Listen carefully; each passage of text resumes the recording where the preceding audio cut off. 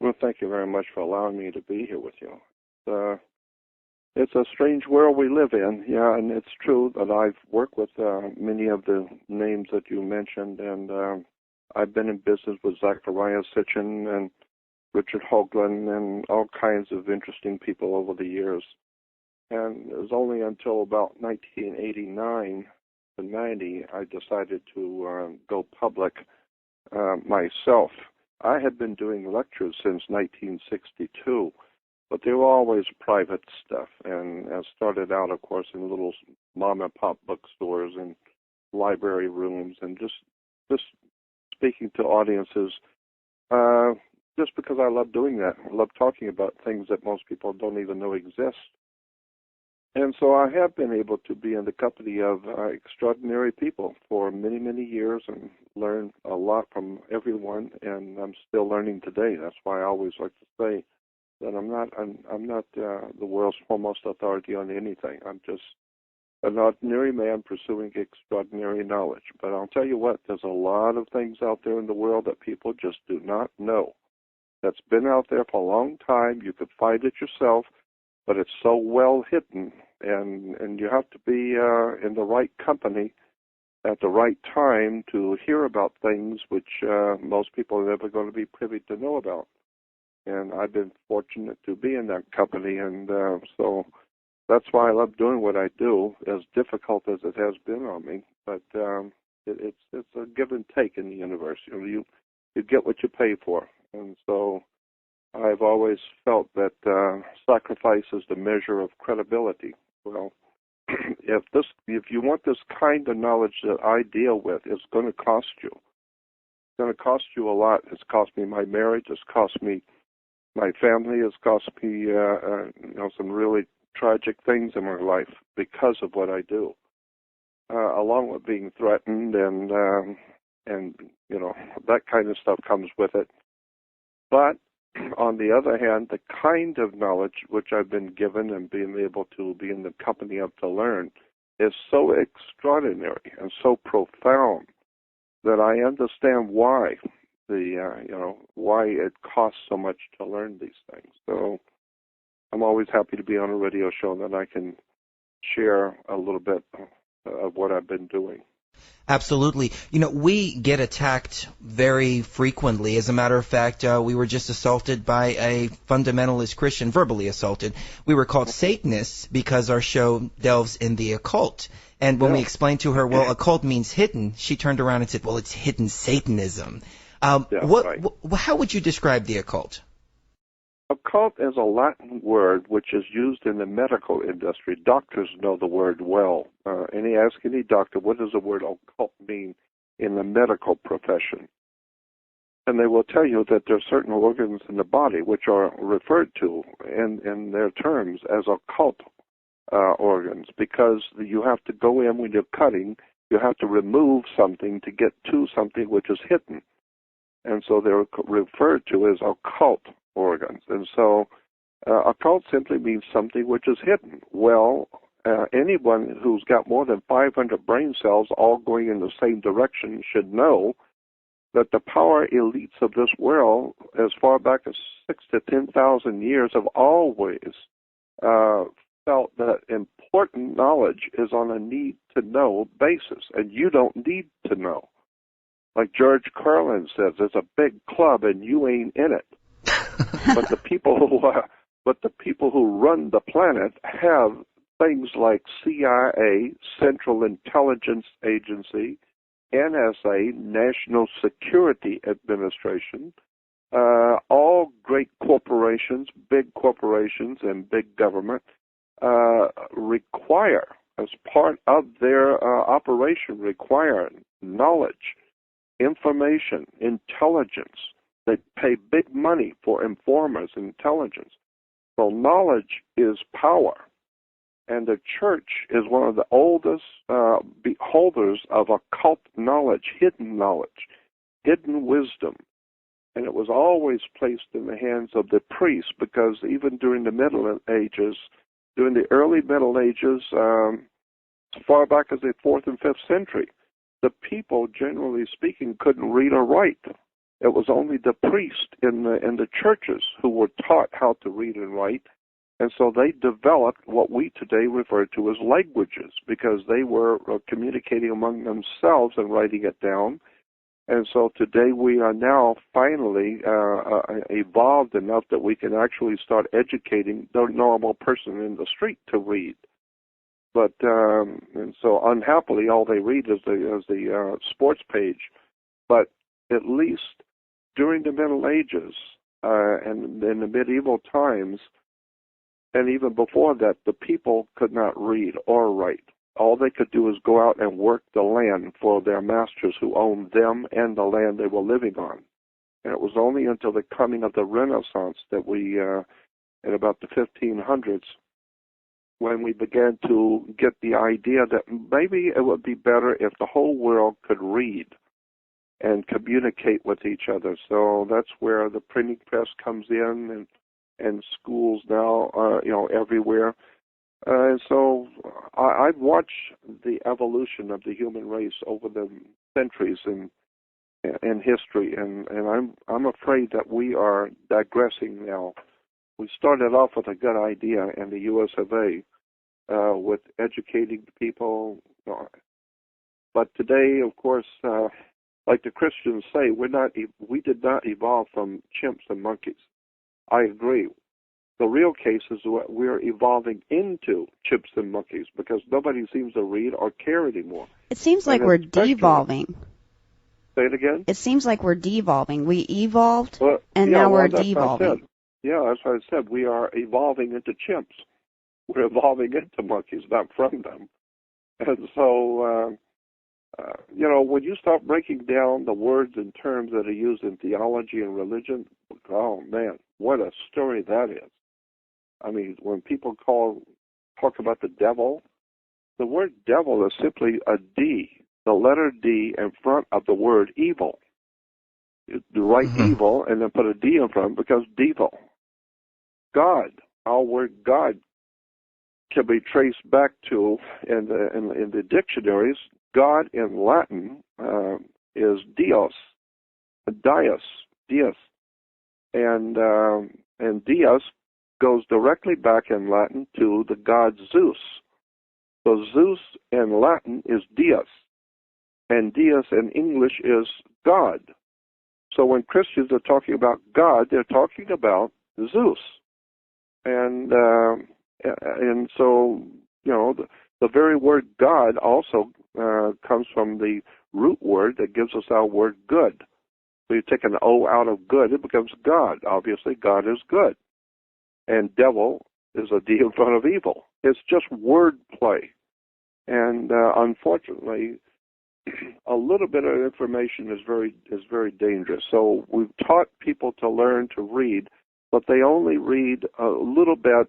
They're not too interested in real, legitimate study, like an academician. They are just read a little something, hear a little something, and before you know it, they pass it on to their children pass it on to their children, and today we have a world filled with ignorant, ill-informed, unread, dim-witted people who think that they have the whole truth and nothing but the truth, in point of fact, have no truth whatsoever. And when you really get into theology, and that's my subject, I talk a lot about the political systems, and I'm trying to get away from that because I've been talking about that for 48 years.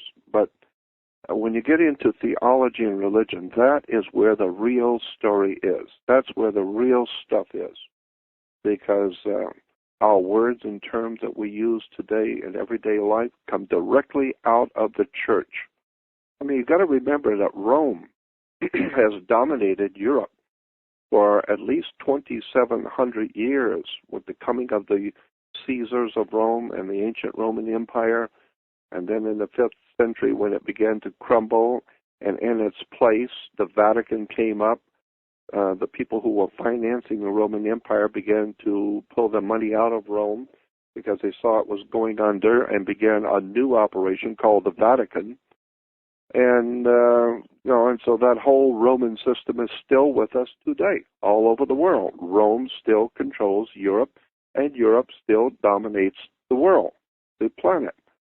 And so we've got 2,700 years of the church keeping secrets. That's why they have enclaves and secret meetings and secret societies. It's in motion pictures. It's in television shows. Everybody knows that. I mean, we're not privy to know what goes on, but, like in the movie Godfather 3, it shows the mafia, La Cosa Nostra from Sicily, sitting in the Vatican, doing business with the Holy Father. Mm-hmm. Well, we know all of that stuff happens, but you're not privy to sit in the Vatican and hear, like a fly on the wall, what's really going on, and where the money's coming from and where it's going, and what the Vatican really is, and who the Holy Father really is, and what the real political situation on the earth really is. You're not privy to know that. Now they have a library underground, don't they? That's 35 miles long. Yeah, and it's got carpets and lighting, and it's beautiful. And some of it is extraordinarily high tech now too. But I've seen pictures of the underground libraries. Beautiful carpets.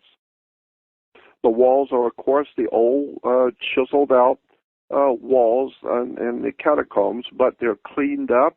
They've got lights now. They've got beautiful carpets everywhere. And you can walk for miles and miles and see all the documents and materials. Nothing but shelves. Yeah. Yeah. And as a matter of fact, I think of that movie Angels and Demons, or was it Da Vinci Code, one of the two, took you inside the Vatican Library. Well, I know there are libraries like that. And those things you'll never be privy to know what's in those libraries. So, in a manner of speaking, they're hidden from you. They're not hidden from officials, but from you. So, in a manner of speaking, we could say those documents in the Vatican Library are occult because they're hidden to you. So there's nothing wrong with the word occult. It simply means hidden. And, everybody pretty well knows today that the really important knowledge that we need to stay alive has been hidden from us. All we have is Big Top Pee-wee and Bugs Bunny and nonsense, and basketball and football and all the silly nonsensical games and game shows and soap operas and it's just amazing what the human race is consuming and what our masters are pouring into the public trough for all of us to lick up. I have no time for this kind of nonsense because my life is short. I want to know who's running this planet, what God really is, where did we come from as humans, how does government and banks and courts and how does the world really in fact work? That's what I've spent my life pursuing. And I can tell you that nothing on this earth works the way you think it does. And I need to repeat that. Nothing in this world works the way you think it does. Churches don't do what you think they do. Police department isn't here to do what you think it does. The courts are not here to do what you think they do. So you need to wake up and find out the whole world is different than what you think it is. And you only find that out when you go into a federal court and they tell you to sit down and shut up because now you're in trouble and you don't know how. You don't know what something to do with income taxes, but you don't even know what an income tax is. Mm-hmm. And you don't even know how governments work. You have no idea in the world how a court works. Courts work just like you play tennis on a court. You play basketball on a court. You need to understand a court is a game. And the whole idea in the court is to put the ball back in the other guy's court. Well, absolutely. We just had Rob Menard on, and he was saying the exact same thing. And it's amazing to see this global shift in consciousness heading in that direction, realizing all of these things. Yeah, I mean, finally people are starting to wake up and see that all we're talking about when you talk about big religions and big government and major powers in the world, what you're talking about ultimately at the end of the day is basically the Crips and the Bloods. We're talking about gangs, very successful, old, highly attuned, well-financed gangs that have grown up. And there were a bunch of little guys running around shooting people, and then it got to be bigger and bigger, and one day it was called mafia. Now it's organized. And then from mafia takes the big money that they're raking in from their prostitution and all the other nefarious enterprises and putting it into Sears, General Motors, and they are buying into heavy-duty shares of corporations. So that Michael Corleone in the Godfather 1 was telling his girlfriend, Kate, one day, 5 years, the family is going to be completely legit, meaning the mafia is growing. The underworld organizations of Russia, the Russian mafia, the Italian mafia, but especially the Mexican and the Tong Society of China, the Yakuza from Japan, all the incredible amounts of money that they are racking up, they are investing in American corporations. I mean, Yakuza, from what I've been able to see, Yakuza, which is a Japanese mafia, owns now Bank of America. Bank of America is owned by Yakuza, the Japanese mafia. How many people know that? How many people know that Union Bank? That's a very big bank in California, Union Bank.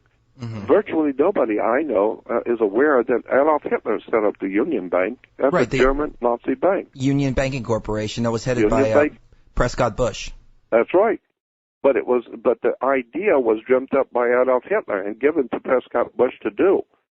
So Union Bank is a Nazi organization from day one, set up by Adolf Hitler.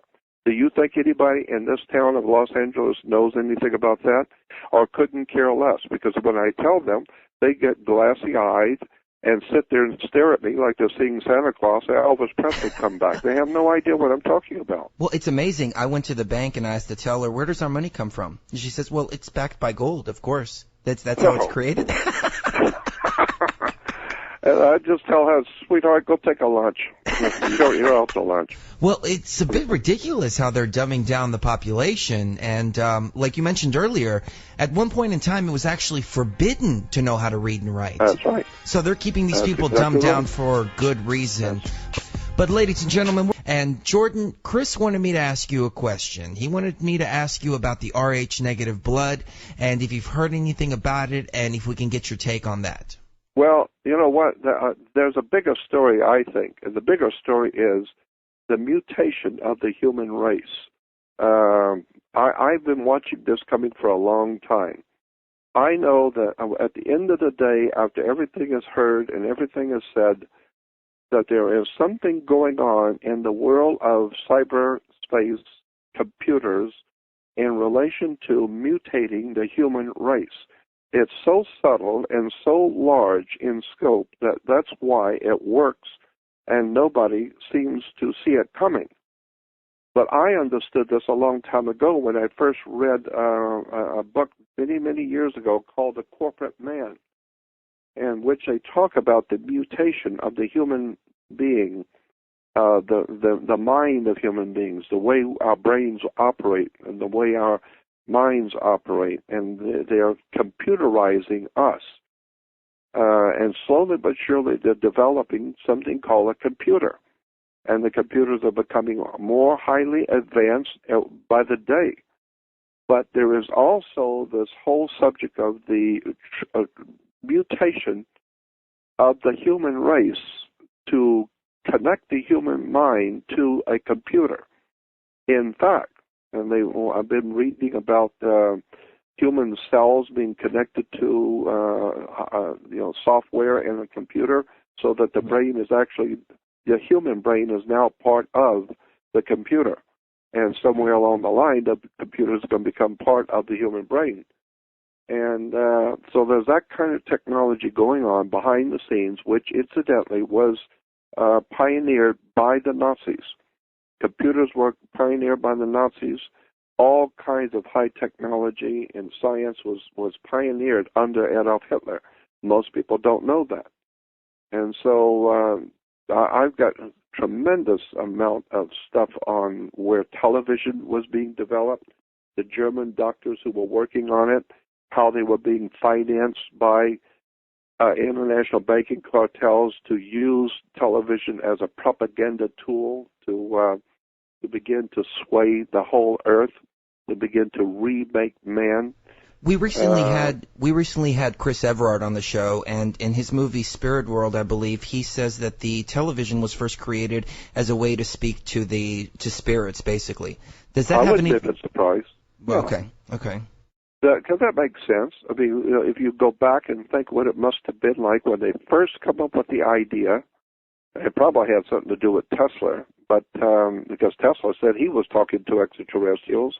Mm-hmm. And I would be a bit surprised because so much of the knowledge and technology which we take for granted today, my God, where did that stuff come from? Where did the concepts even come from? Well, are we seeing the continuation of the Third Reich, or are we seeing the Fourth Reich? Well, we're seeing the Fourth Reich because the Third Reich was never defeated. It just lost a particular battle, but it was never defeated. Okay. The Fourth Reich, or the Third Reich, is still in its place. We just refer to it as the Fourth Reich. They're coming back again.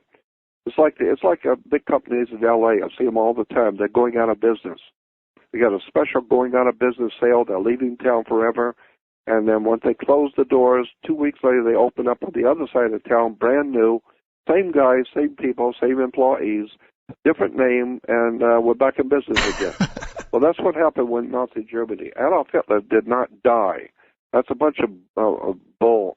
Adolf Hitler never died. He didn't commit suicide. That's stupid. Recently, they said that the body was a woman's body. Yeah, that makes more sense to me. I know enough about dictators and powerful people. They don't die. They're not going anywhere. The only way they're going to leave is you kill them, or they die of natural causes or something. But normally, powerful people do not put a gun to their head. That's all in movies. Mm-hmm. They don't do that. It's a club, a fraternal order, and if you're playing on the chessboard of world power, and if you get overthrown, they just give you a lot of money and send you out to an island in the Caribbean to live comfortably with your harem, and that's the way the world works. Right. We were just talking about this the other day. Wouldn't it be cheaper to just put a bullet in his head, though? Well, yeah, but the thing is that's not the way the system works. Even among the mafia, even among the gangs in Los Angeles, there are certain rules and regulations. Ah, okay. In the military, certain rules and regulations you cannot do. I don't care if you got the gun. If you are in charge, it doesn't matter. Certain regulations and rules apply, and that means you can't do this. And you, in the mafia, you cannot kill a made man unless it is voted upon, and if you do, then you're a dead man for doing it. So, right. So there are certain rules and regulations among the world power elites. They have their own operation going. They have their own words and their own terms, catchphrases. They all, at the top of the world, all the way around the earth, all the governments, the heads, and the powerful people in the world, they know how the world game is played. And there are certain rules and regulations you have to follow. Now, these symbols that we see everywhere, I know you're a master of symbolism. Are these just to laugh at us? Are they to communicate within each other, or do they actually draw power from these symbols? Oh, they draw power from them, absolutely. But I guess the best way to explain it is the symbolism that the gangs, the graffiti that gangs spray on walls. To older people driving through the city, seeing this gang graffiti, it's a disgrace. Now, kids will mess up a property with spray paint. But no. Those symbols mean something, and you can be killed if you do not respect those symbols. Because to the powers that those gangs who put those symbols there, they are very serious, and those symbols mean something, and the other gangs know what they mean. And if you're looking to go see that, if you're looking to go see God, then you wear the wrong colors and go into a particular area of Los Angeles, and you're a dead man. Why? Because those symbols that are sprayed there mean something. They are symbols that tell you something. And that's the way the world works. Well, the power elites of the world don't do that, spray can on walls. Now, they put it on television. They have the President of the United States give a speech in which he uses terms that only those people who are well informed as to who he really is and what he actually represents, and then knows how to, been trained to know how to interpret what he just said. And that's what's always amused me. After a presidential speech, you've got all of these dumb clucks that come on to explain to you what the president just said. ABC has their commentaries, and NBC's got to explain to you what the president said, as if you're so damn stupid you didn't hear him and wouldn't understand what he said. But in point of fact, no. I'm more interested in what did he actually say to the occult secret societies of the world. What was he saying to Lukusa in Japan? How was this understood among the Tong Society of China, the international communist movements, the international criminal cartels in South America? What was he saying to them in artfully designed words? So there's a world out there of knowledge that most people will never be privy to know. It's just disgusting. There was a symbol I remember him using. It was something about "Yes, we can." Yeah. I think you brought that up. Can you explain for the listeners a little bit about that? Well, not that particular term. I was more interested in, since you brought that up about Obama, I started talking. I think you probably heard me talk about this before. That back in 1967, I was in Glendale, California, researching at the Glendale Library, and I was looking some information up in the World Book Encyclopedia on Russia, and at that time, the Soviet Union. And in the World Book Encyclopedia, 1967, there was an article about the Soviet Union, and on the first page in the encyclopedia had a picture of the flag of the Soviet Union, which was the communist flag, the red flag with the with the pentagram, the red star. But then beneath that was a picture of the national coat of arms of the Soviet Union, the national coat or seal of the Soviet Union. The national coat of arms or the seal of the United States is, of course, the eagle on the back of the dollar bill. Right. It's called the national seal. Well, the Soviet Union had a national seal, and my video called "Dawn of a New Day" talks about that, and I talk about the fact that as far back as 1967. When I saw that national coat of arms, I realized the implications of that symbol. The sun was rising behind the earth for world communism. And so I talked in my video, which I still have on my website. You can get called Dawn of a New Day. And it's a 90-minute lecture I did with pictures showing the Soviet national coat of arms and how it has been used throughout the world by the Illuminati, communist, and Nazi, fascist organizations around the world communicating with each other. And in there, I talked for about 10 minutes about a term which is bandied about in Christianity, but is actually an Illuminati term that came out of the old secret societies of the Jesuits. And that term and that words were the New Dawn. Now, talk about the New Dawn being a catchphrase that the Jesuits have used, that the secret societies of Freemasonry in Europe have used, and how Adolf Hitler used it. The communists have used that term and what it meant.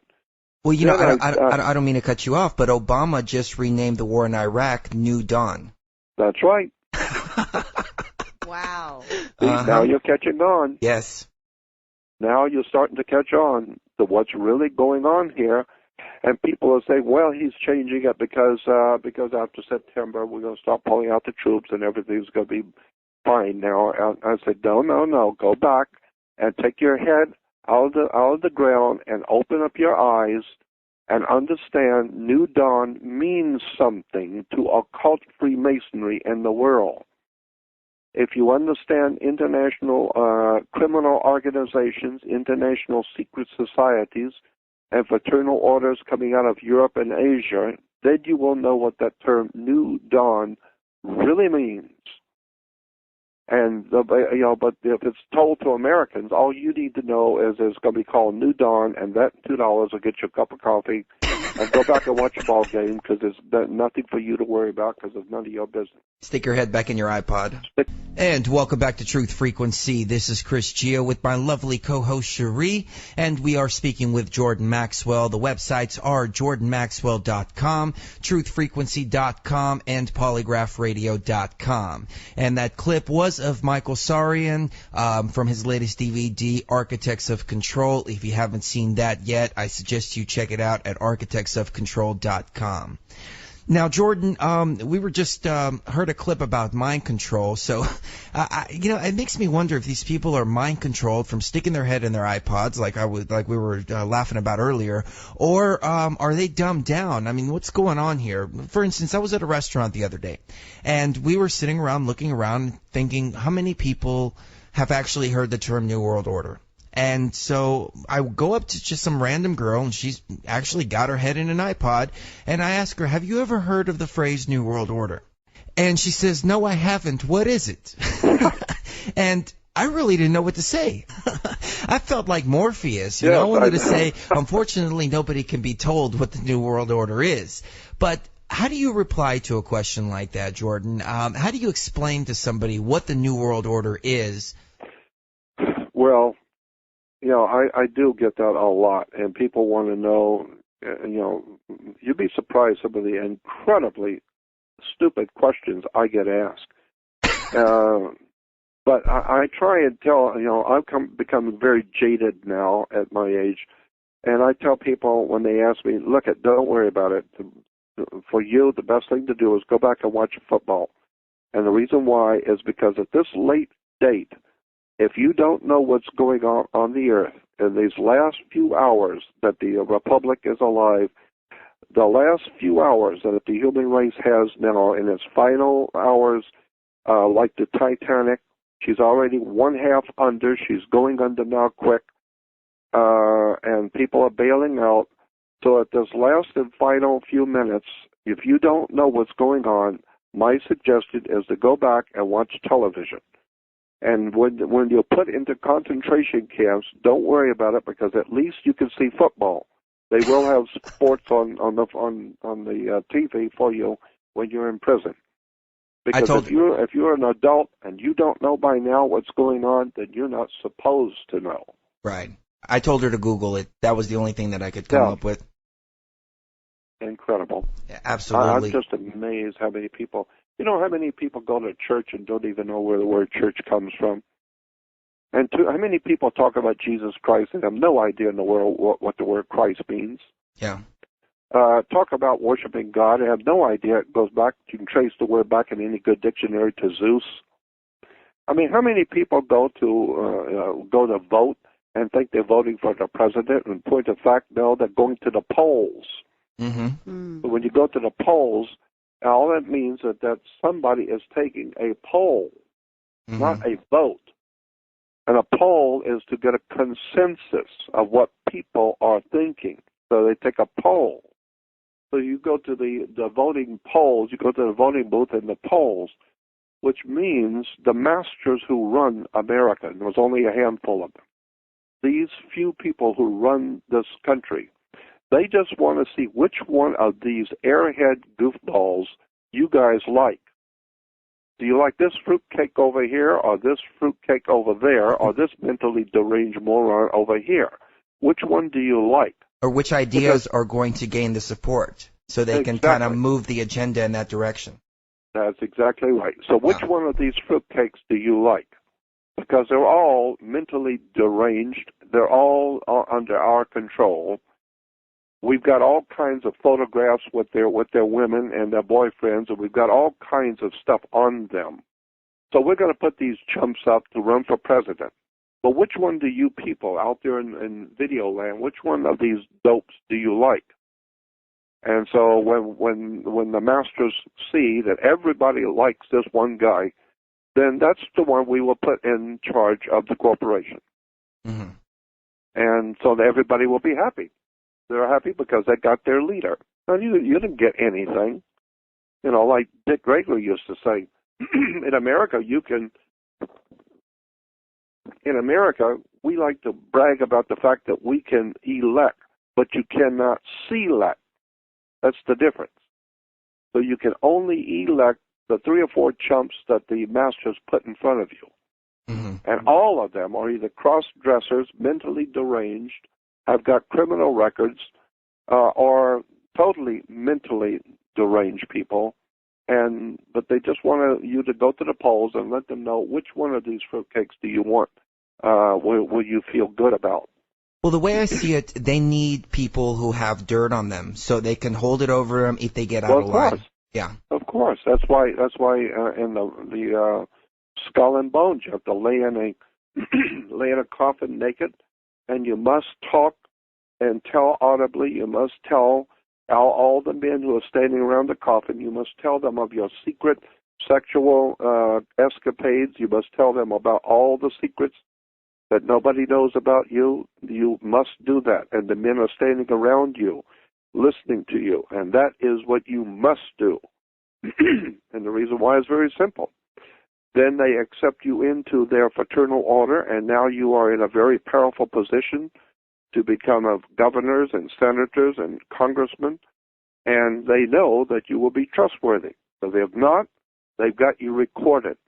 They know exactly what you've done, and they can ruin your name in 20 minutes. Mm-hmm. So they know you will be a good, what we call, team player. You had better be a team player, because the organization, the mob, is going to be very unhappy with you if you decide you don't want to do something they told you to do.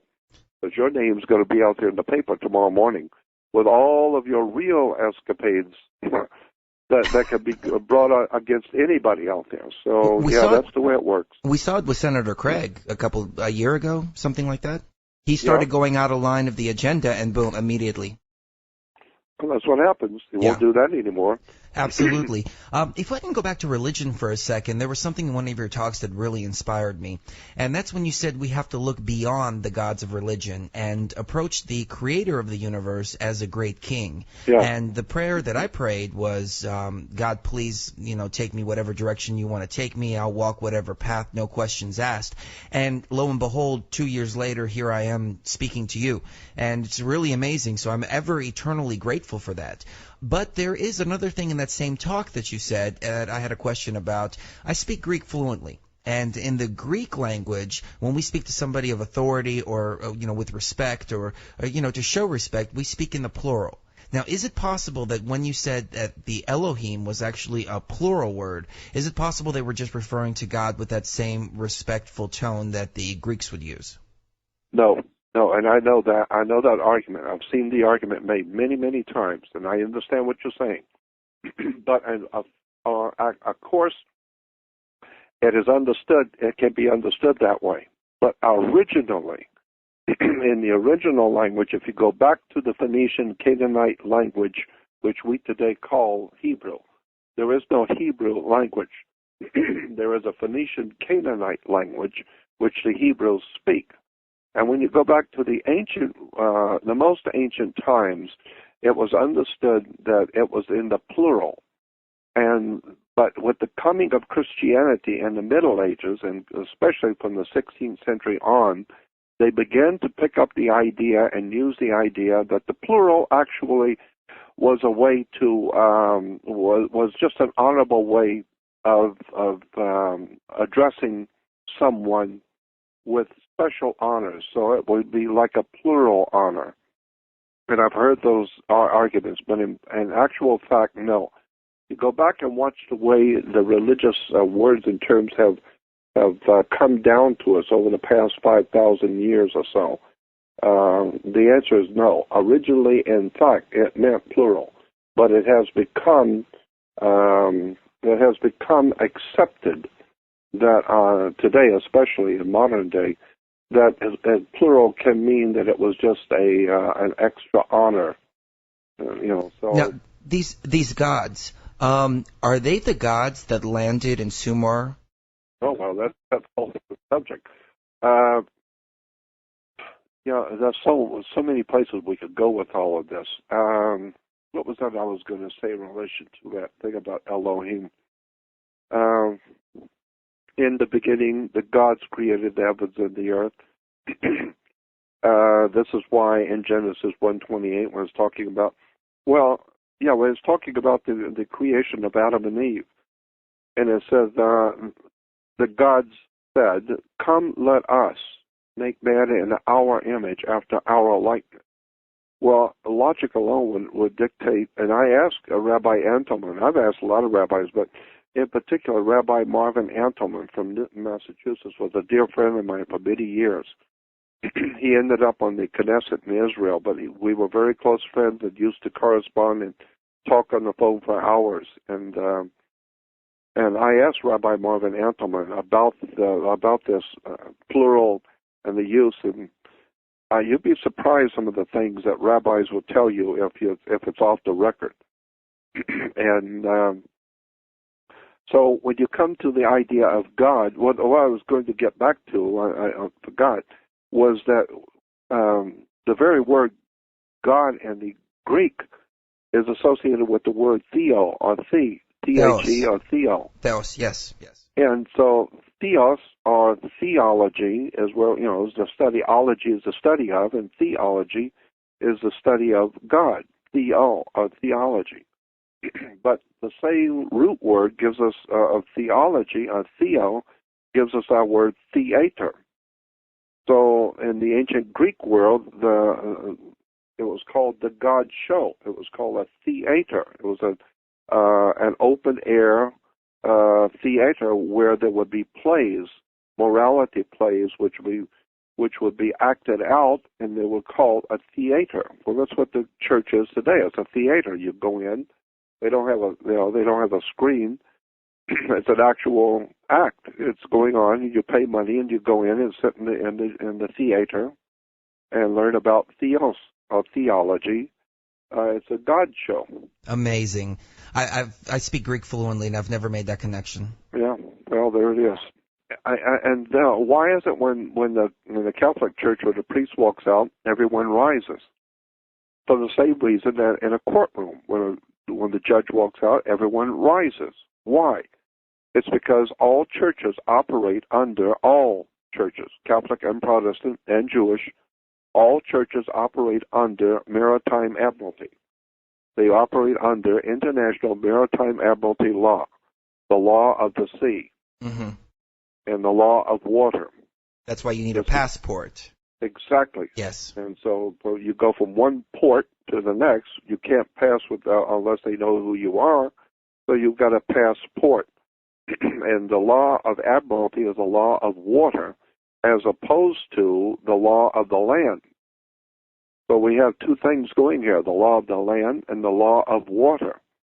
Well, people have heard that term, the law of the land. But the law of the land is simply the custom of the people who live on a particular piece of land. But the law of the land is different in every land. Well, there are things you can do in Russia you can't do in America. There are things you can do in South Africa you can't do in China.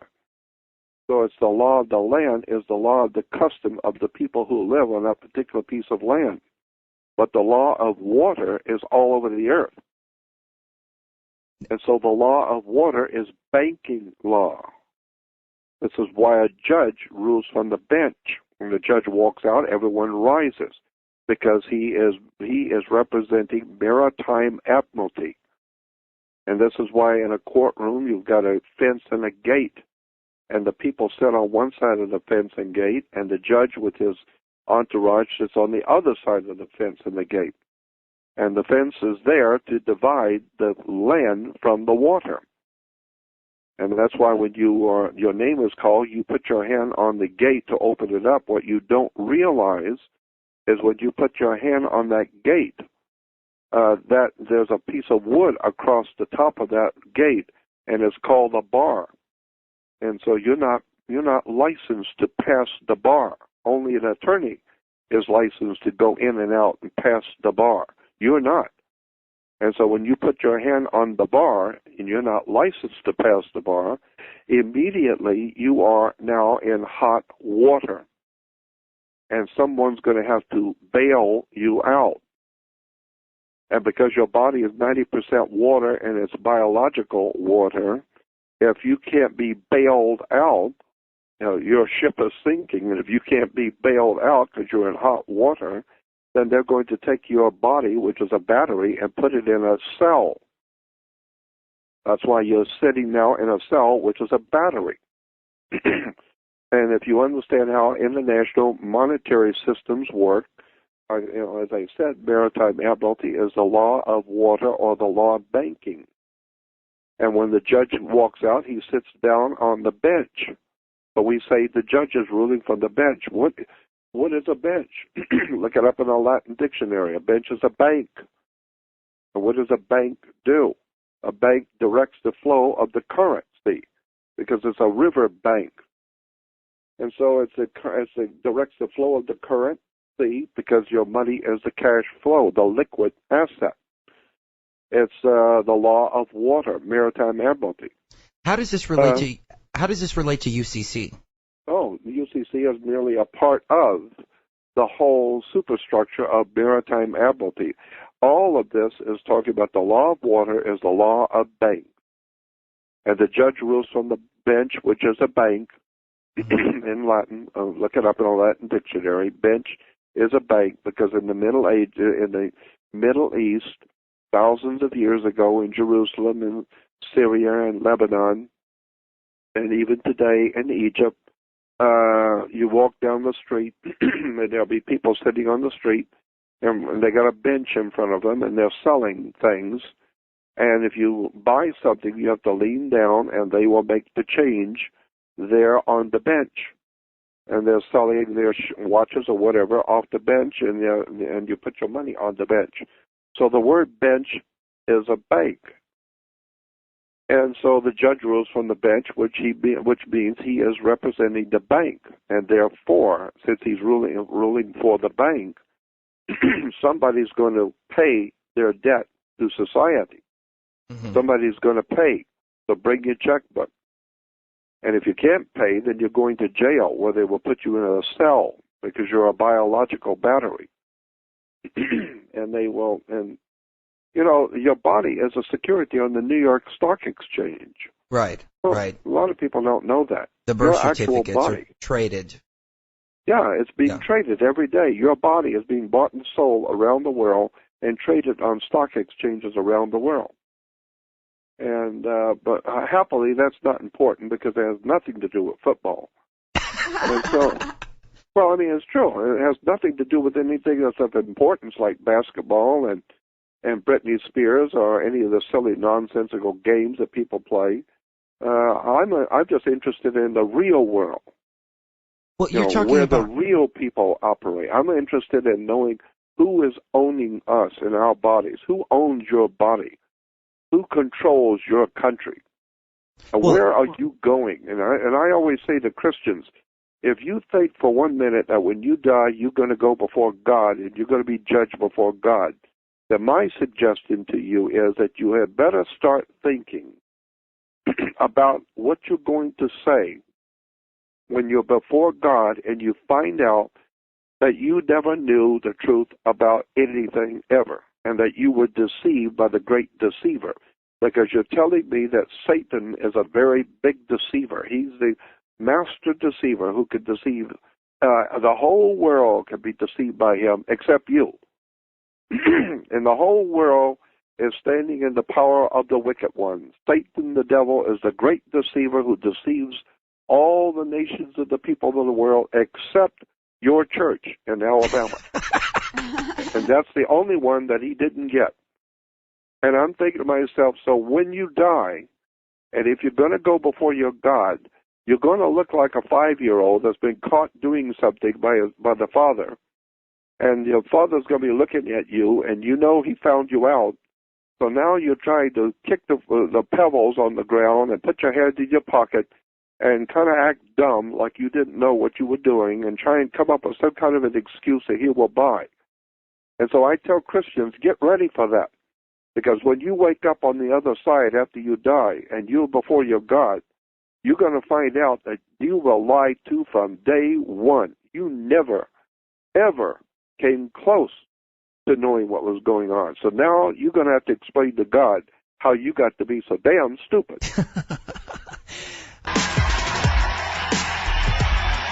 And welcome back to Truth Frequency. This is Chris Geo, joined as always by my lovely co-host Cherie. And we are discussing religion with the one and only Jordan Maxwell. His official website, once again, is jordanmaxwell.com. And Jordan, like I was saying before the break, I don't think that all this truth is going to be presented to people on a silver platter. I think it's going to be esoteric knowledge that you have to dig out for yourself. It's just like if you were working out. You know, you're not going to get a perfect body by sitting around and eating fast food and whatever's thrown in your face. You're going to have to go to the gym. You're going to have to jog. You're going to have to really work to get that perfect body. Now, why wouldn't the same thing be with a perfect mind? You know, you're going to have to seek this knowledge out if you want to find it. Well, of course, that's what the Scripture says. Of course, that's what the Bible says.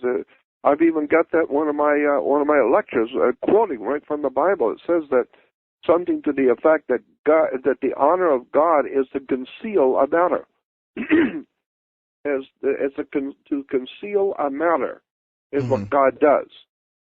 And to search out that matter, to search out that secret, is the honor of a man. So God gives you secrets of the universe. He gives you secrets. Well, think about it. The life you live, where did the earth come from? You know, like that one astronomer said, the universe is not only stranger than you imagine, the universe is stranger than you can imagine. There are mysteries out there, all out into the universe. There are mysteries here on earth you haven't even looked at yet. And so, you know, the creation by God, so to speak, is a mystery. And happily, most people do not have the intellectual acumen to deal with the mystery, so they just watch TV. But if you've got a brain and you start thinking about what the Bible is saying, what the holy books of the world are saying, you begin to see that there's a whole different story than what you thought was there. The Bible is filled with an incredible story. I don't put the Bible down. I'm not complaining. I'm not suggesting the Bible is worthless and useless. No. My feeling about the Bible, the Christian, the Jewish Bible, is that there is a profound, awesome stuff hidden. It's hidden in the Bible. And until and unless you start looking at the Bible as a metaphor, as a symbolic metaphor for something very ancient which has been known, and when you start breaking down the words and the terms and seeing what the Bible is actually saying, all of a sudden it takes on a completely different hue completely, and then you see for the first time that churches are as far removed from anything spiritual as anyone can be. There is nothing spiritual in Israel, period. There's nothing holy in Israel. There's nothing holy in Rome. There's nothing holy in Salt Lake City. There's nothing holy anywhere on the earth that has to do with man-made corporate religions. It's just the Crips and the Bloods, gangs that are vying for power. There's nothing holy in Israel, as I've said before. The only thing holy in Israel are the stories that come out of it. They're full of holes. When you start looking at the words and terms and symbols and the actual history of the Jewish people, their actual, real, legitimate, de jure history, not the silly nonsense they put on the History Channel and the Discovery Channel, but go to the libraries and get the old reference books and really go back and see where the Christian church actually began and who this man Jesus actually was, not who you thought was. And then you begin to see that the New Testament itself is simply a metaphor. It's a symbolic story telling you something, and that's why it even has Jesus saying though I don't believe Jesus ever existed. It's a metaphor. And the metaphor has Jesus saying, many will look with their eyes, but not see, and will listen with their ears, but not hear, and with the heart not get the sense of it. And that's exactly what's going on in both Judaism and Christianity and Islam. All three are people of the book. Because all three religions, both Judaism, Christianity, and Islam, rely on a book. Without the holy writings. Well, I seem to remember a passage from the Bible that says, "Keep your eye on God." Now, were they referring to the pineal gland? That's exactly what they're referring to, precisely. And then the Bible has Jesus saying, "And if your eye be single, then you will be able to be in touch with God." What do you talk about? The single eye. If your eye shall be single, then your body shall be full of light. But if your eye is full of darkness, how great is that darkness? That was Matthew 6:22. Yep, that's it. And so, as I said, I believe that I know what the Old Testament is. The Old Testament is a is a document in commerce. The Old Testament has to do with commerce, business. And look up the word commerce in a law dictionary. It's interesting. Look up the word commerce in a law dictionary. It will tell you commerce by law is sex. Sex is referred to as commerce. Then look up the word in a law dictionary. Look up the word Congress. We love to have all these congressmen, and people talk about the Congress said today, and Congress did this. Look up the word Congress, what it means. Congress is sex. There's Kores and there's Congress. Now, Congress is a sex act. Where does the word congregation come in? Is that derived from that as well? Yeah, that's a whole different story. And that goes back to the word church. Church comes from a Scottish word, kirk, K-E-R-K or K-I-R-K, kirk. Kirk in Scotland is church in English. That's why you have Captain Kirk on the good ship Enterprise, because that's what a church is. It's a corporation. That's why churches are divided into denominations, 10s, 20s, and 50s, and 100s. So when you get Star Trek, taking Captain Kirk, captain goes back to the word capital, which means money. Capitalizing means to put money into. So the captain of a ship is, when you start breaking down the maritime admiralty words and terms, well, what a story. Why? And it also has to do with the fact that all ships, rocket ships, sailing ships, any kind of a ship, has to be female, always. That's why all captains will talk about their ship, whether it's an airship, an airplane, jet, whatever it is, it's always she. She's a good ship, she's seaworthy, she's this, she's that. Because all ships by maritime admiralty law are female. Why? Because she produces the product. Without her, there ain't no product. So she produces the product. She's the one that keeps business going. Without the woman, there is no business. The men are going to die off, and that's it. It's over. No more business. The game's up. Why? Because the women are not producing. So the woman produces the product. That's why all ships are female. And consequently, when a ship pulls into harbor, let's say it's bringing in $800 million worth of Toyotas. Well, yesterday when you were at work, the ship wasn't here, but this morning you came in, there's a ship here. So it has manifested. Now, what is it manifested? Well, it manifested $800 million worth of business. So each one of those Toyotas or televisions or whatever came in on a ship. Ships come in on water.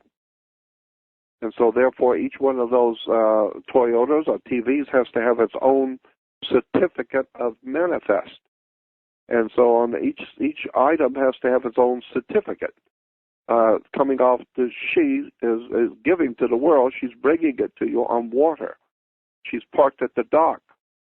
And so, and where a ship sits, because if she's a she, we say where a ship sits is her berth, B-E-R-T-H. Her berth is where a ship sits.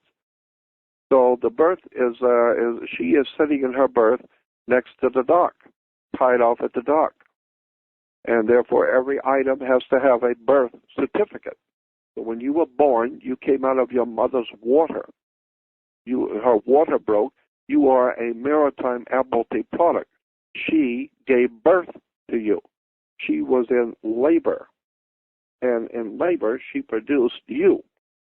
And so since she produced you out of her water, you are a maritime admiralty product, and she was sitting in her berth, so you have to have a birth certificate.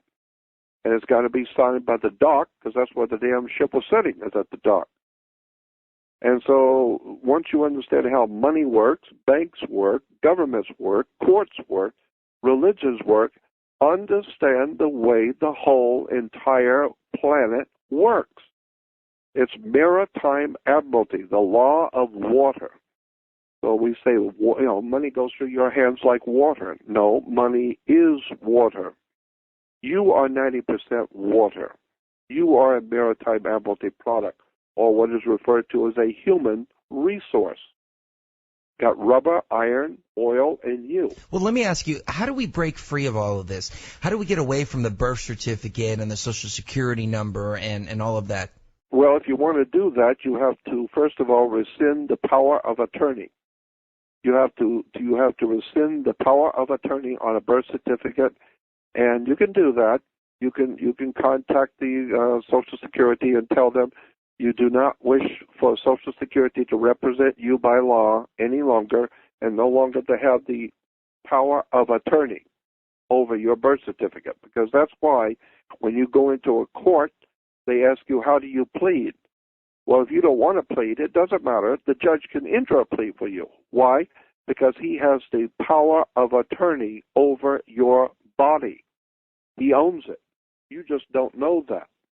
You don't understand the court actually, in fact, owns your body, because the court represents maritime admiralty, which is money, which is a stock market, and your birth certificate is on the stock market. You are nothing more than a maritime admiralty product. That's why if you're getting married and the woman or man that you're marrying comes from a wealthy family, we say, well, they are of good stock. What do you mean stock? I'm not marrying a cow. No, but they're good stock, meaning that they are a stock on the New York Stock Exchange. But unlike you, who are poor, they are good stock. They are what is called premium, a blue chip stock. And you get blue blood from that as well. Yeah, and so if you're going to get married, incidentally, every person's body is a corporation. That's the way they set it up.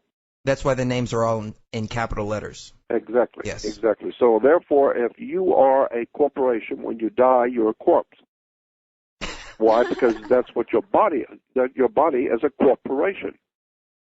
And so now it's a defunct corporation. It's not doing much business anymore, so it's buried. It's out of business, but it was still a corporation. It's a corpse. And so when one corporation is doing business with another corporation, there's no problem with that as long as you understand a corporation operates under what is called corporate law. And corporate law is part of maritime admiralty government. So if you're going to start a corporation, you just don't go out and put your hand on a rock one night and say, I'm going to be a corporation. No, you had better go file papers with the federal government and the state government stating that you want to file and start a corporation. You can do that, but you better file it with the government. And once you file it with the government, now you find out that being a corporation, you get certain privileges and perks, but you also have to now have a president of the corporation. And you have to have, according to corporate law, you have to have a vice president and a secretary treasurer. That's the law. All corporations have to have a president. Banks are corporations. They have to have a bank president. Mm-hmm. General Motors is a corporation and has the president of General Motors. President is a word which is used in commerce to mean he's the head of a corporation. Well, in order to start a corporation, you need a president, a treasurer. You need about 5 different offices. But the first 3 are the ones that you have to have. Okay. You have to have a president, vice president, secretary, treasurer. Right. Well, that's what we have. We got Obama, who's the president. Mm-hmm.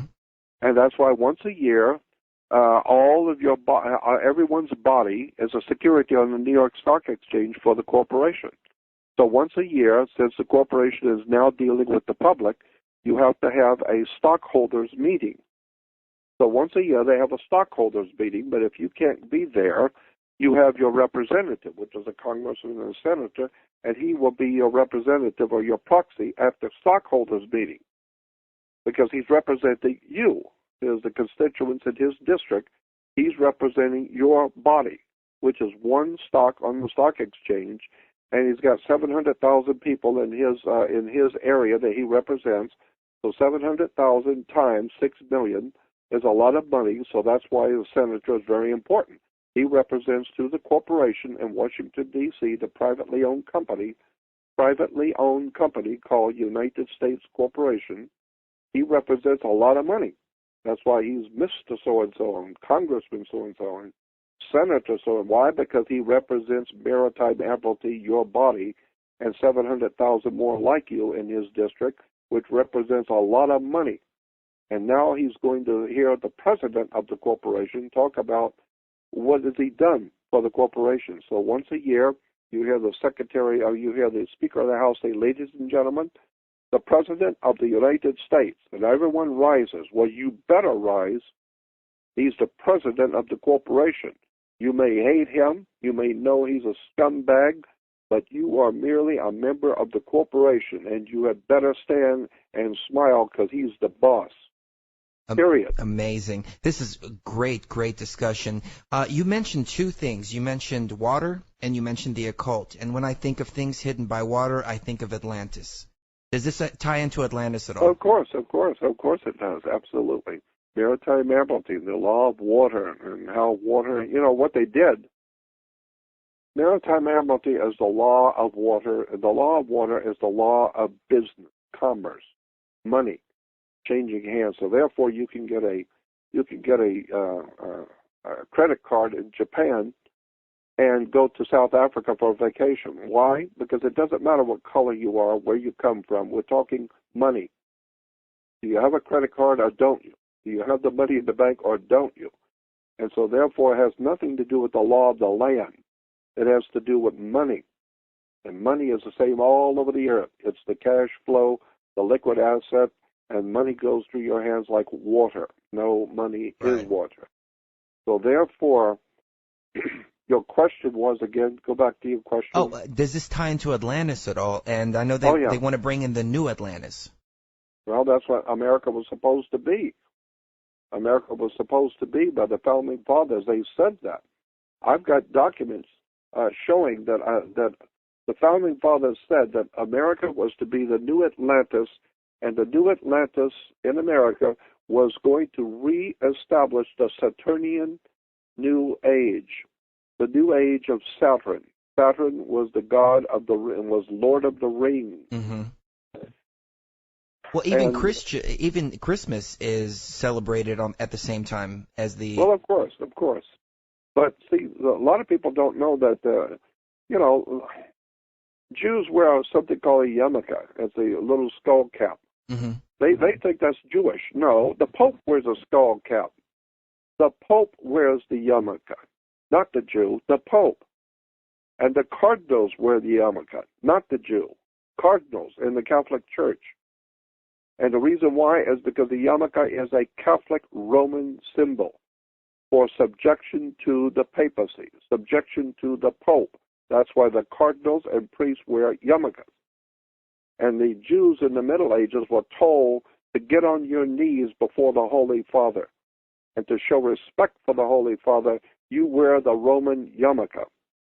And so today we've got Jews running around the world wearing a yarmulke, thinking it's all bright and brilliant to be wearing a yarmulke, never realizing that's showing respect to the Holy Father in Rome, airhead. Educated people capable of critical thinking. They're not interested in that. And welcome back to Truth Frequency. I am Chris Gio, joined as always by my lovely co-host Cherie. And on the line, we are speaking with Jordan Maxwell. His official website, once again, is jordanmaxwell.com. Our website, of course, is truthfrequency.com and broadcasting from polygraphradio.com. And let's go back to the conversation, Jordan. We were talking about the yarmulke and the connection to the Roman Church. We talked a lot about Rome and the Catholic Church, but let me ask you this: what's the history of the Jews? Because I was speaking with somebody the other day, and we were theorizing, could they be the actual descendants from Sumar? I mean, are they the real Sumerians, or what's your take on that? Well, I wouldn't have been surprised that, well, obviously they must be connected somehow. But as I said, there is no actual Hebrew language. And Hebrew itself is a derogatory term. That's not a very nice word in the old countries, in the Middle East today. That's not a very nice term. Calling somebody a Hebrew is a derogatory term. It simply means it's the same idea as calling a Mexican, illegal Mexican, a wetback. It's a derogatory term. It means you came across, in a river and came and crawled under a fence and you got a wet back and you come into this country illegally. So you're an illegal alien, wetback. Well, in the ancient world, Hebrew meant, it was actually Iberu meant one who crossed over illegally. So in Egypt, if you crossed over into Egypt illegally and came in as an illegal alien, they called you an Iberu or Hebrew. So Hebrew means some scab who came in undocumented into our country in Egypt. So they were called Hebrews. They have a lot of the words backwards. I think I remember you mentioning that Yahweh actually meant an orgasm. That's right. That's why even Jewish physicists today will tell you that the whole universe came into God created the universe. And so the whole universe came into existence through a big bang. But come on, what are you talking about, big bang? And so, I know what a gangbanger is, but you're talking about God brought the whole universe into a big bang. The whole thing is ludicrous on its face. Once you understand the words and the terms for God, once you understand that there is no Hebrew language, there is a Phoenician language which the Hebrews speak. That's like saying that you speak American language. No, you're an American, but you speak the English language, not American. The same thing is true with Hebrew. Hebrews do not speak the Hebrew language.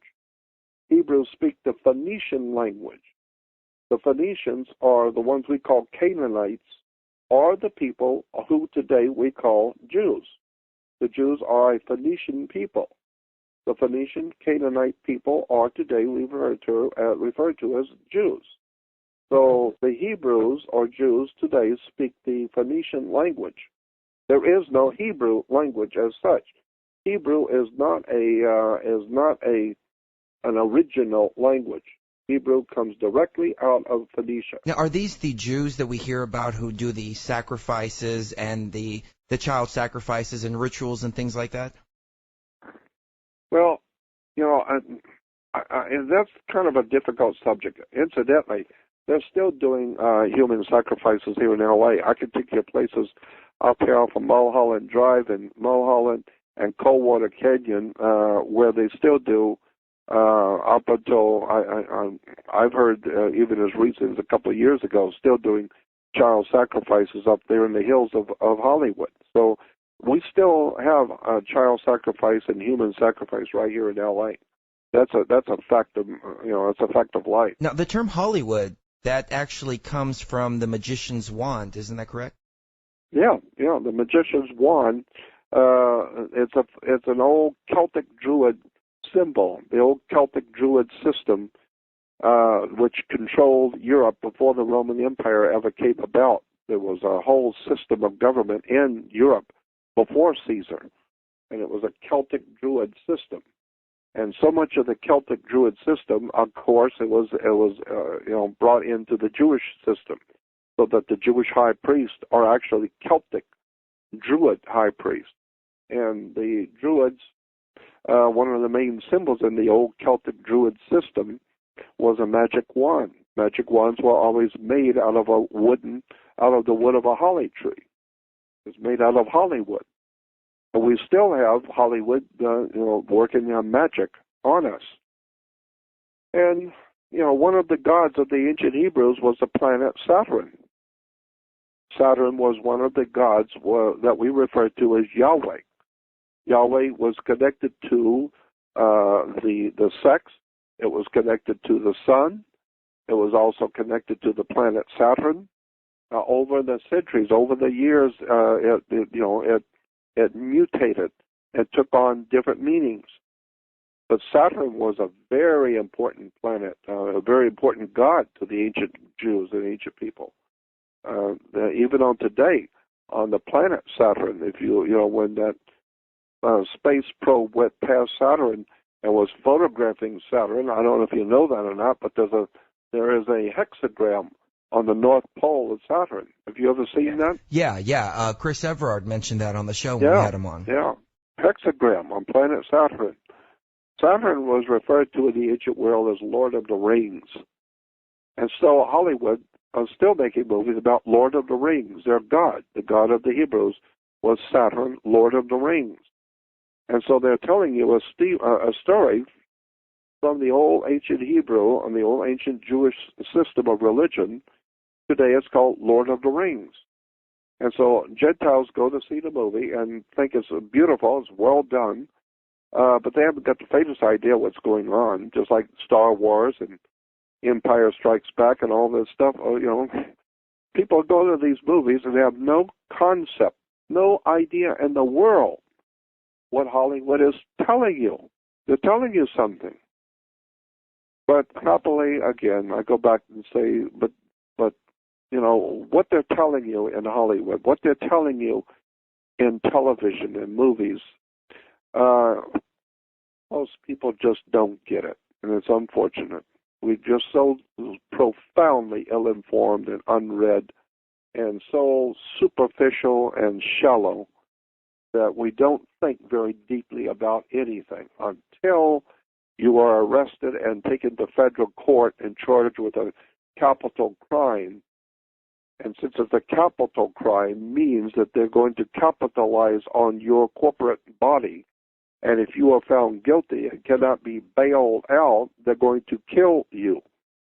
You will die because it's a capital crime, meaning it's going to cost you a lot of money to get out of this one. As I said, the United States is a corporation, privately owned corporation. But if you're working in this country, if you come in illegally and you're working here, then your body is a corporation, but you are working and making money illegally, unlawfully. Therefore, the corporation can put a lien on you. It's like a mechanic's lien. If you get a guy who paints your house and you don't pay him, he can put a mechanic's lien on your home, which means you cannot do anything with it until you pay him. And so if you sell the house, you must pay him first because he has a lien on the property. Well, if you come into this corporation called United States illegally and are working here, the corporation can put a lien on your body. You then become known as an alien. No, there has been a lien put on you. Therefore, you are an alien. But we do use the term alien and never realize, no, it's a lien has been put on your corporate body. Extraordinary, interesting stuff, I think, when you begin to see how the church and government, banks, how the whole entire world around you, in fact, operates the way it does. And again, I started off by saying it, and I'll say it again. Nothing in this world works the way you think it does. Well, Jordan, when did all this start? I mean, when we were created, by whomever we were created, this system wasn't put into place. When did all this start to happen? Well, it's a mutation. And so being a mutation, things change. It's evolved. Over the years, over the centuries, over the thousands of years, things have evolved. Because it became apparent very quickly that if you're going to do any real big business, you're going to need water. You're going to need trade with countries. That's where the real money is. Buying and selling in downtown for you is a little bit of money. But when America sells $800 billion worth of rice and foods to the rest of the world. Now you're talking business, but it's going on ships. And so this is why maritime admiralty is the law of water or the law of the ship, she. This is why when you're getting married, you have a courtship. And when you join the corporation, it becomes a citizenship. You're going to play the game. It's called sportsmanship. Everything is ship. And if you go to Sears and buy a refrigerator, they're going to ship it to you. Well, it's not coming out on water, no, but it's maritime admiralty, money changing hands, and it's a maritime admiralty product, and you're a corporation. And so you say, well, I don't buy this. Well, what do you mean you don't buy this? So it all has to do with business. Business, money, corporations, religion, churches. The very word church, the very word church, I said that. How many Christians go to church and have no idea where the word church comes from? The word church is a Scottish word kirk, K-E-R-K or K-I-R-K. But kirk was brought to Scotland. That word was brought to Scotland by the Knights Templars. The Knights Templars are what we today call the Scottish Rite.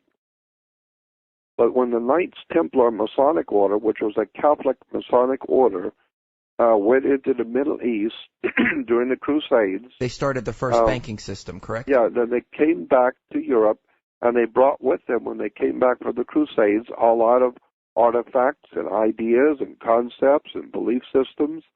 And so one of the systems and one of the ideas they brought back, the Knights Templars brought back, was something called a Circe, C-E-R-E-S, Circe, or a Greek goddess Circe. It was a Phoenician god. There was a Palestinian goddess. They were all goddesses in the Middle East, even in Egypt. The same goddess existed, and it was basically Circe. Circe was a goddess who was able to hypnotize people, bring them into her home, lock the door behind them so they could not get out, took their minds away from them, and turned people into animals and pigs and fed off of them. Well, sounds like the TV. You can go to the Austin State Capitol and find her on top of the building. Yeah, well, that's an appropriate place for her to be, on the Capitol building. Yeah. Mm-hmm. Mm-hmm. All I'm saying is that when you start looking at the real world and put down the newspapers and turn off the television and all that silly nonsense that the masters are flooding the world with, I like to say pouring into the human trough for us animals to lick it up. When you turn off the TV, or another better thing is turn on the TV but shut the sound off completely. And sit and watch all of the Fruit Loops, goofballs, airheads, dingbats, traitors, liars. Watch all of these goofballs and just flip around the channel, and all you see are talking heads, dingbats, airheads, paid lackeys, and that's what you're consuming every day, is all of that nonsensical pratter and tripe, and you're taking that into your mind and trying to, and as I've said before, your decisions on life are only as good as your information. Well, that's an interesting word, consumer. I was on the internet the other day, and there was actually an article stated that said how to be a better consumer. Yeah. Where does the word consumer come from? Well, it obviously comes from to consume, which means that's when you do business. If nobody consumed anything, there would be no business. And so if you could get people, on the take, if you give them a little free dope, narcotics, give them a little something free. Once you get them hooked, now they want to consume it every day. So now you've got them hooked. So that's the way you do business. Now you've got somebody who's going to bring you money every day. And so it's just business, nothing personal. So consuming is a business. It's commerce. And so we have now been able to take this into a professional operation now. We've made it into a whole new operation called commerce on the earth, business. And the business is to consume, buy products, buy this, buy that. And the more you buy, the more you owe, and the more you owe, the more money the corporations make. And the more the corporations make money, the more influence they have, until one day you have a world run by business. It has nothing to do with anything moral or decency or excellence. It has to do with money. It is one big business, ladies and gentlemen. Speaking with Jordan Maxwell, and we're going to get into the Illuminati a little bit. A big shout out to everybody in the chat room right now. So let's get back to the discussion. Now, Jordan, you mentioned the Knights Templar earlier. Didn't they become the Illuminati at one point in time? Well, they are a part of that whole Illuminati system, but the actual Illuminati as such, I believe, can be traced back to the Jesuits. I think the Jesuits were the very first Illuminati, and today, when you talk about Illuminati, I think that what you're talking about ultimately is the Jesuits. The Jesuitical system of religion in the Catholic Church is Illuminati. In my opinion, that's what we talk when we use the word Illuminati and the dark forces, the secret societies, and all the occult mystical powers of the earth. That is Jesuit, in my opinion. And I've only been looking at this for 48 years, so I'm not the world's foremost. I'm not the world's foremost authority on anything. But that's my opinion. But 48 years. 48 years, sir. Thing. 48 years. That's amazing. 48 years have taught me one thing: Jesuit. That's where the action is. How does this tie into the monarchs, though? I've heard two different sides. The monarchs run the Jesuits, and the Jesuits run the monarchs. Well, basically, that's it. Yeah. Look at all the monarchs in Europe. We're talking about the Western world now. But in the Western world and Europe, we have something called the royalty, kings and princes and royalty. And all of the royalty are said to be able to rule by divine right. Well, you need to question, what are you talking about divine right? It sounds as though you're talking about God gave them the privilege and right to rule me, divine right, until you look at the word divine. This is why the Catholic Church has, all ancient religions always have wine to represent the blood. Wine in the Catholic Church represents the blood of Christ. The Catholic priest drinks the wine on Sunday. Well, where does wine come from? It comes from crushing grapes. And grapes grow on the vine. And so, therefore, divine gives us our whole idea of the crushing of the grapes, the holy wine, which represents the blood of the human race, and the earth is the holy chalice, the holy grail, and our blood is the wine of the earth and the holy grail.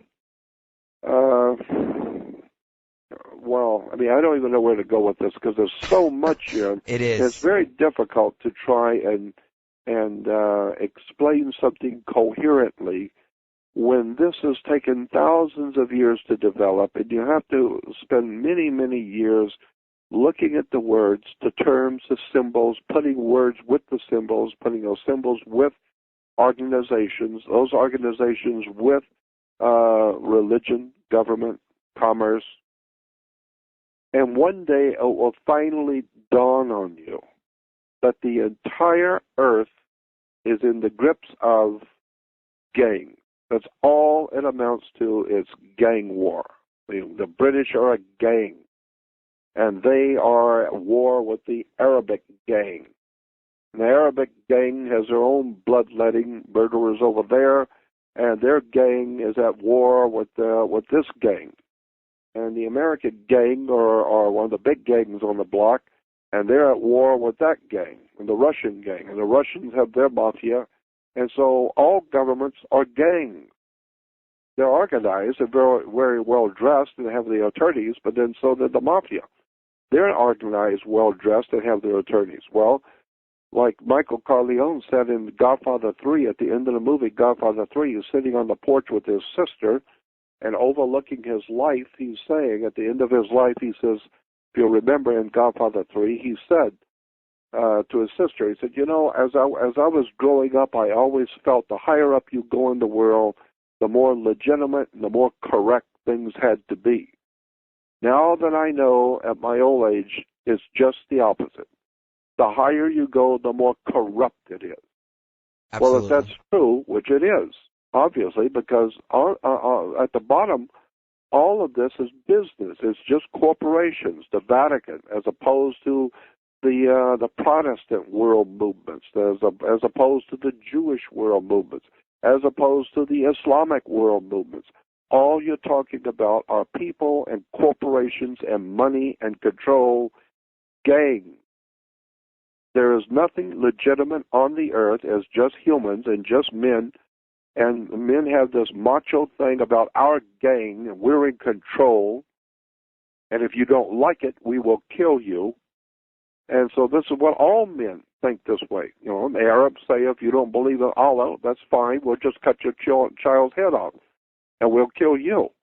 Well, the same thing is true here in America. If you don't believe in the Lord Jesus and not washed in the blood of the Lamb and saved by the Holy Ghost, then God help you, because we're coming after you. We're sending in the Marines. Right. And we're going to teach you to worship the Lord Jesus. And if not, the Catholic Church during the Middle Ages will cut your head off and tie you to a post and burn you and kill your children. Well, I know people in religious, quote-unquote, authority, and their mindset is, well, God has put me in this situation, so it's something that I have to do. Anytime that they do something evil or backstabbing or conniving, it's sick. They think they're like David. They think, oh, well, the Lord has anointed me with all this power, so he must want me to use it in this way. Yeah, well, that's what I tried to tell the girl, but she didn't buy it. So, I mean, that's so ludicrous. Try that on a woman. You right there. Well, I mean, the Lord put that in me, and I just had to do it.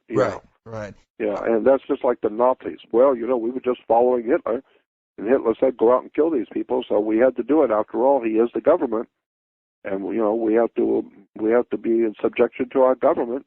Well, Romans 13. Says, go out and kill children. Well, that's what we have to do. Romans 13 is the scariest. It says to submit to government because God has put him there.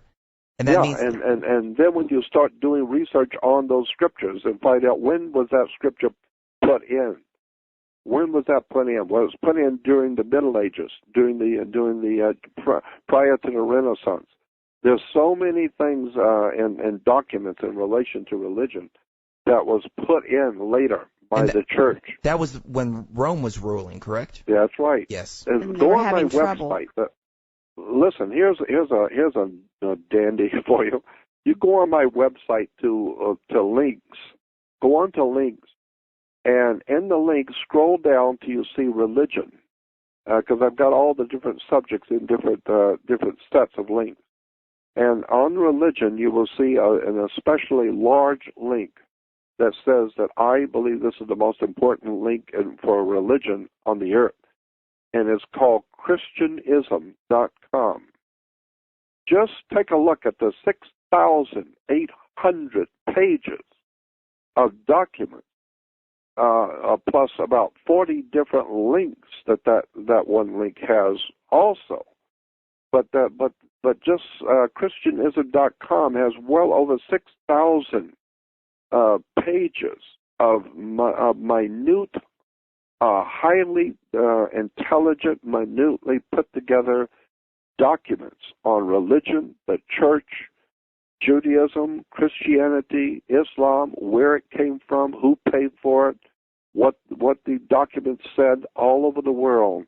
It's the most extraordinary collection of wisdom and knowledge about religion ever assembled by anyone ever. I am absolutely amazed at this one website. And the reason I know about it is because the doctor who did this he told me he took about 8 years out of his life. He told me his name is a doctor down in San Diego, and I was in San Diego opening up a hippie coffee shop.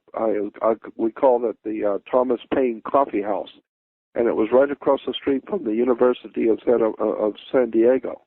And I was opening this coffee shop for young people and, for books and lectures and stuff at the coffee house.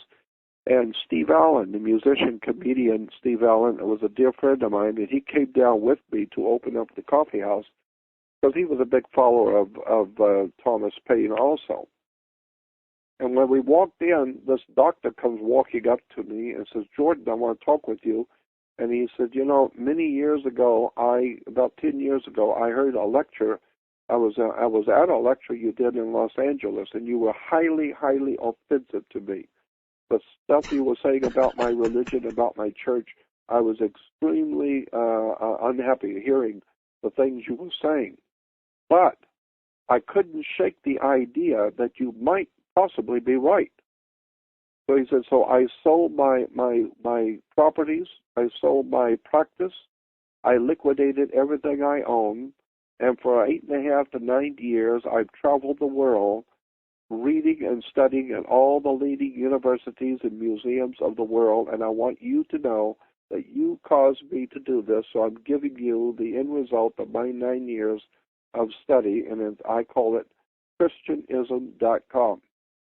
So he gave me boxes and boxes, heavy boxes, from his car to mine, of all the photocopies he had taken around the earth for 9 years as a PhD, as a doctor, meaning he knows how to study correctly.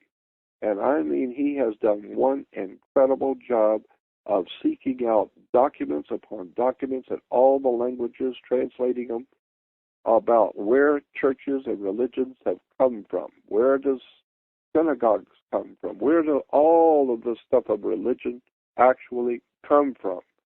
Go on my web. It's in links under religion, called Christianism.com, and sit there and read for the next 4 years. You will be astounded at the brilliance of this man's work. I am. Wow. And that's just one. And that would be at jordanmaxwell.com, right? Correct. Okay. Very simple. Jordan like the river, Maxwell like the coffee. jordanmaxwell.com. Now, speaking of your website, I noticed you came out with 2 new DVDs. Can you give us a little synopsis of Moses the Lawgiver? Yeah, Moses the Lawgiver. Everybody talks about Moses, the Moses this and Moses that, and we've got all these glorious stories about Moses. But there's a whole world of knowledge about Moses that virtually nobody's ever heard of. And I don't want to give away the secrets, but there's a world of knowledge about Moses, and Moses is involved in a lot of things that people, even Jews, have no idea in the world that who Moses actually in fact was, and what the word Moses means and where it came from and why he was called the lawgiver. And so I just do a 90-minute or whatever it is, maybe it's an hour and 90 minutes, whatever it is, lecture on with pictures and documents on showing the stuff that Moses was really into that you have never heard. Now, does it have anything to do with the sacred brew called ayahuasca? Yeah, one quarter of it does, yes. Mm-hmm. Okay. Yeah, it has to Very do with nice. drugs. We had Dr. Rick Strassman on, and he's actually writing a book about the connection between ayahuasca, the Ten Commandments, and how Moses was possibly on ayahuasca at the time. That's right. Yep, you got it. And that's exactly what I'm talking about, but that's just one of about 5 different sections. That was one section on Moses and hallucinogenic drugs. And there's a lot of information on that in Israel and in Jewish publications that people don't know anything about. Never heard it, never heard anything about it. It's all right there. All you got to do is just get interested and go do some research. But I've got about 4 other interesting, nefarious things that Moses was involved with that have never been told. So, you know, like I said, the best thing to do is just get the video. You'll see what I mean. There's Excellent. all kinds of things. Absolutely. And then this other one called The Hidden Dimension in World Affairs. The Hidden Dimension in World Affairs, I'm talking about the religious backing behind the world governments.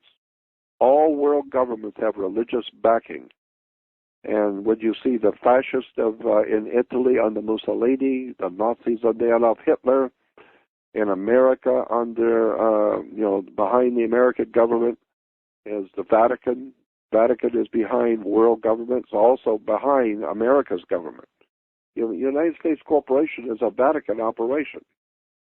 And if you go back to the history of Rome, you will see in the history books that Caesar ruled from something called Capitoline Hill. Capitoline Hill was the seat of power for the Caesars. So in the morning, it is said in history books, go read the history books, go to the library, and you will see the history books will tell you that in the morning, Caesar, quote, would go up on the hill, end quote. Mm. He would go up on the hill because he was going to officiate over the Senate. The Roman Senate was up on the hill. So it's like Capitol Hill. That's right.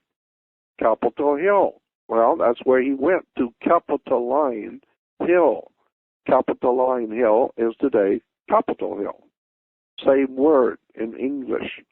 Wow. So Capitoline Hill is where the Senate was, and so the Senate was Roman. And therefore, the word Senate, the word senator means an actor. Someone who acts in a play is called a senator. And the Congress, of course, is sex. So, it's just an extraordinary story of the fascists, the Nazis, the SS, the Gestapo, the Vatican, all of this story that's never been told. I do a 90-minute or an hour, 90-minute presentation showing you documents, pictures, photographs of the whole world of the hidden dimension in world affairs. Stuff you've never been told about government, where governments come from, how they're financed, and how the church is the ultimate power behind all governments. How does this all tie into 2012? We ask every guest this because it seems like this agenda is counting down towards 2012. What are your views on that topic? Well, first of all, I'm not anywhere near being knowledgeable on 2012, although I've been in the company of the guys who are the experts, and I've heard all the experts. The one person that, I've got so many friends who are really well read on that subject. I'll just give you my opinion. I think that 2012, incidentally, I have to cough a lot because I've had some very serious problems with my throat and my lungs. It's not a problem, sir, not at all. No problem whatsoever. And I've had doctors trying to keep me alive, working on my lungs and in my throat. I've got some very serious problems with my lung and my throat. But maybe it's because I've been talking so much for 40 years. You're gonna be in our prayers because we need every brain like yours that we can get. Really, Jordan. Absolutely. I mean, you're a veteran. Yeah, you are of this movement. Exactly. Well, I appreciate that, and I just do what I do, hoping that somebody will hear, because I'm not getting any younger, and I just do what I do. If somebody's supposed to hear it, they will. If they're not supposed to, they won't. Well, you've changed my life. Like I told you earlier with that prayer, it took my life in a completely different direction, and everything started making sense. Every event that started happening in my life made sense to lead up to the next event, and here I am hosting a radio show, no radio experience. We started calling up all these guests, Michael Sarian, Rick Strassman, everybody. Sure, we'll come on the show. We called yourself, and sure, we'll come on the show. We're getting the message out with you. Well, I mean, like the Bible has Jesus saying, you have not because you ask not. Yeah, right. Exactly. Ask and you will receive. Knock Seek and you will find. Knock and the door shall be open unto you. Knock you. and the door will be open. But if you're just sitting and watching basketball, then hell, ain't nothing going to happen. Absolutely. You got to get out there and do something, whether it's a radio show or write a book or get out there and talk to people or even do things for your own spiritual enlightenment. We all need to start seeing things from a different perspective. And once we do start seeing things from a different perspective, we'll stop yelling at the movie screen and actually change the movie itself. So on that note, ladies and gentlemen, let's take a quick break. We are speaking with the legendary Jordan Maxwell. So, Jordan, let me get your take real quick. if you have any thoughts on this Austin plane crash that happened a couple of weeks ago. Well, I feel sorry for the guy because he didn't understand. Let me go back and just remember that question. If you have a 2-story building and you're going to put a lot of weight on the second floor, logic alone would tell you that you need to go downstairs first with a building inspector, get on a ladder, and go up through the ceiling tiles and look at the foundation of that floor to see if it's going to hold that kind of weight. Before you go putting printing presses and everything upstairs, you better find out what the timbers look like or how many studs there are and if it's going to hold that kind of weight. So what you're doing is you're going downstairs to go under the foundation. So what you're doing is standing under the foundation, and that's where you get understanding. Because the word understand means to stand under a subject. So you don't really understand anything until you've really done your homework. And any good lawyer, top of the line federal lawyers will tell you, don't go into court unless you know what you're doing. You better watch what you say. You better watch what you say when the cop stops you. You better know that nothing works the way you think it does. And when you open your mouth, you do not have understanding. And so you're going to get yourself in trouble. You need to call a lawyer who has been trained in a university, trained on how this crap works. Because you're going to go to prison for a long time because you said something you thought was clever, but in legal terms, that means something else, and that's why you're going to jail.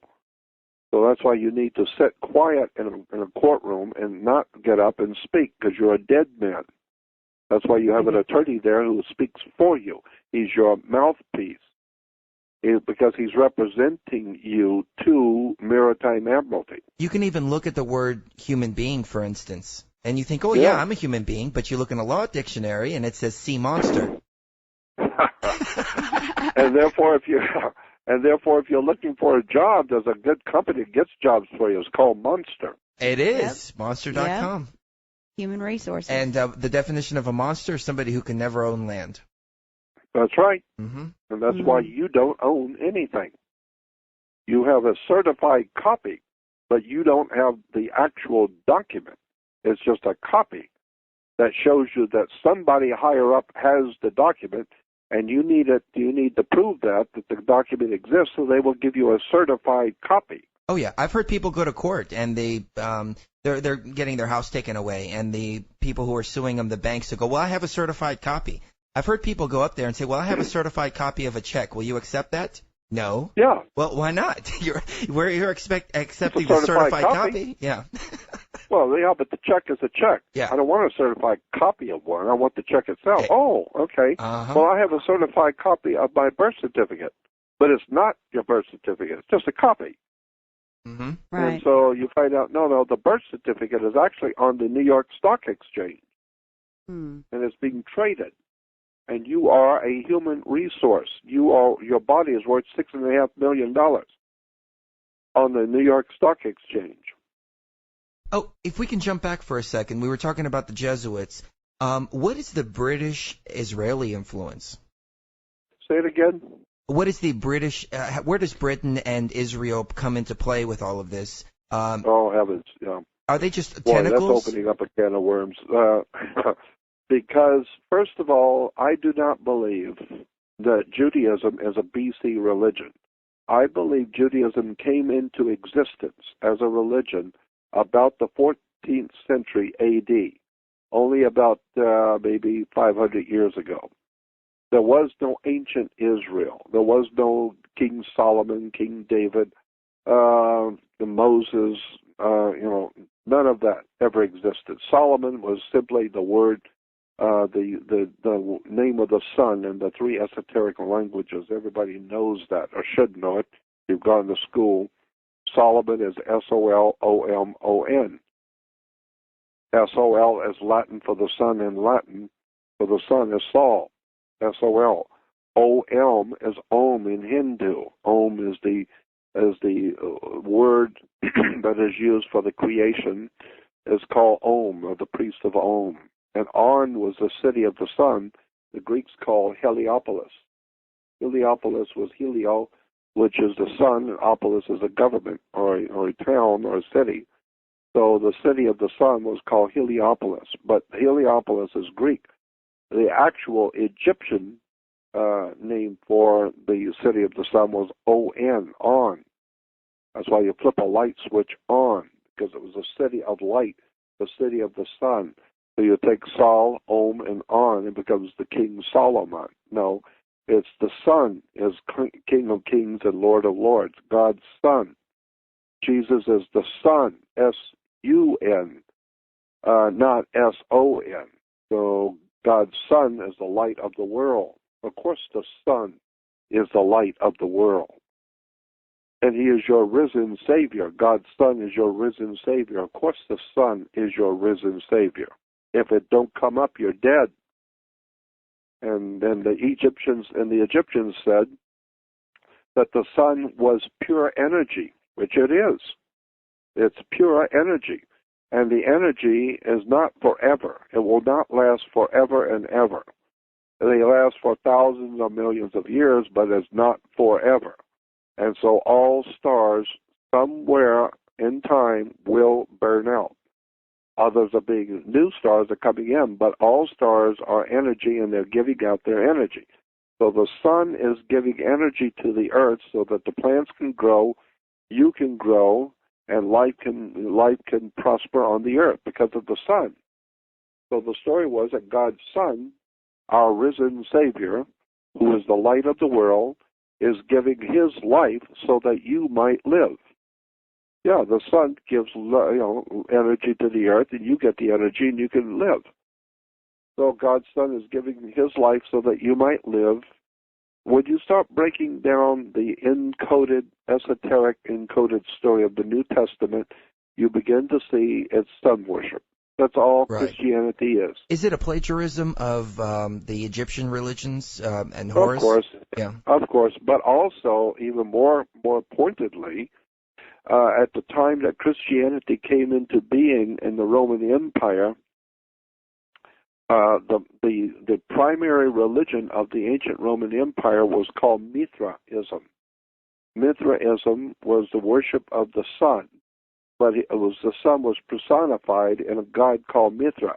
He was the sun, and he was referred to as God's Son, and he had 12 helpers. Mithra in the ancient Roman Empire had 12 helpers. He had 12 followers. Yeah, the 12 months of the year, the 12 signs of the zodiac. So he had 12 followers. And he died, and on the third day he rose again, and died on a cross. On December 22nd, he rose on December 25th. Yeah, exactly. He died on the 22nd and was dead for 3 days, 22nd, 23rd, and 24th, which means that the sun did not move in the lower, when it went south. That's the whole story. But when the sun goes south, it ends up on December 22nd hitting its lowest point in the southern sky. So on December 22nd, we know the sun has stopped going south. And then from the 23rd and 24th, those 3 days, the sun rises down south in South America. The sun rises on the same exact degree. And if you have those highly technical equipment that the U.S. Navy does, you will see the sun rises for three days on the exact same degree, which is the lowest degree it reaches in the southern sky. Then on the 25th, your instruments will tell you that the sun has just moved on the 25th 1 degree northward. And so now it has begun its annual journey back to the northern hemisphere. Now it's going to begin the long journey coming back to the northern hemisphere. So we celebrate the God's Son who was born again. And so he's born again on December 25th, and now he will continue to keep coming back toward us 1 degree at a time, each day 1 degree, 30 days, 30 degrees, 90 days is a quarter of the year, And 90 days later, or 90 degrees later, he finally gets, after 3 months, he finally gets to cross over the equator. On the spring equinox. On the spring equinox. And when he crosses over the equator, the ancient peoples in the ancient world celebrated what they called spring. And spring was the crossing over of the equator. And so today, when you die, someone dies, we say, grandmother passed last night, or grandfather passed away, or grandmother passed on. But the word is passed, meaning they passed away. They're gone. And so that's what the Egyptians said. The sun, which was dead for 3 days in winter and didn't move, and on December 25th, it moved 1 degree northward, which means it's back to life again. So we celebrate God's son's birthday, S-U-N, God's son's birthday. And as he passes over the equator, we celebrate the spring equinox, and we call it a Passover, because the sun is passing over the equator, coming back to the northern hemisphere. So we call it the Passover. Well, of course, Christians can't celebrate the Passover, even though they are celebrating and worshiping the sun, but they can't celebrate the Passover because that's Jewish. That's the way the Jews celebrated Easter. And so what we do as Christians, we go out on Sunday at 5 o'clock in the morning and have something called an Easter sunrise service, where we all stand out there freezing in the early morning, 5 o'clock, and watch the sun rise. And so that shows you that Christianity is sun worship. They're out watching the sun rise at the Passover, because the sun is passing over the equator, coming back to the northern hemisphere. And I'm screaming myself into a hoarse voice saying, why don't you wake up and discover that Christianity is worshiping the sun, while Jews are worshiping Saturn and the moon, while the Islamic world is worshiping Isis, or worshiping Venus. And Venus is called Lucifer. Wake up, get a life, educate yourself, and for the first time understand that knowledge is power. Go read a book. Well, I had a question about Passover. The Jewish people celebrate Passover because of what they say is that with the Moses story, he said, "Let my people go," and in the end, it was the last plague, and they said that Passover was because they put the sheep's blood over their door. All of that I know. What is your point? Well, isn't that where Passover came from? No, it's a story. That's why the Bible's called the greatest story ever told. It's a story. Well, now, what's the story of Easter? Well, now we got a story about Easter. Ask the Christians, what does Easter mean? And then, of course, you have Ramadan, so ask the Islamic world, what does that mean? It's just a story. The Jewish historians and archaeologists, the two leading archaeologists in Israel, wrote a book a couple of years ago called Unearthing the Bible. And they are the two leading, top-of-the-line leading experts in archaeology in Israel. They wrote a book, not the only ones, but they wrote a book called Unearthing the Bible, in which they said in their book, nothing that we have been told in Judaism is true. Nothing. There was no Moses, there was no Abraham, there was no Isaac and Jacob, there was no crossing the Red Sea, none of it. It's just a story. So obviously the Jews would have a story.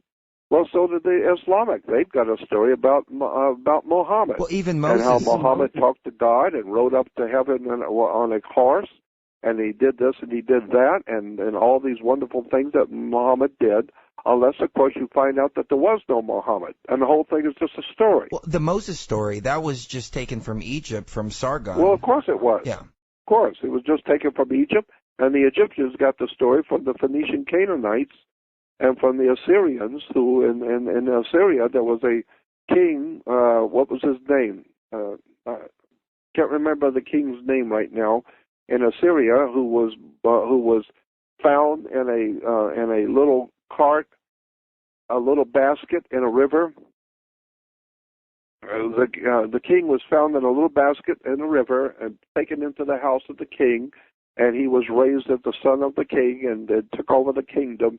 And actually, he was the lawgiver. He was called the great lawgiver, and he was found in a basket in the river. And the princess found him and brought him in and raised him, and he became the great lawgiver to the Assyrian people.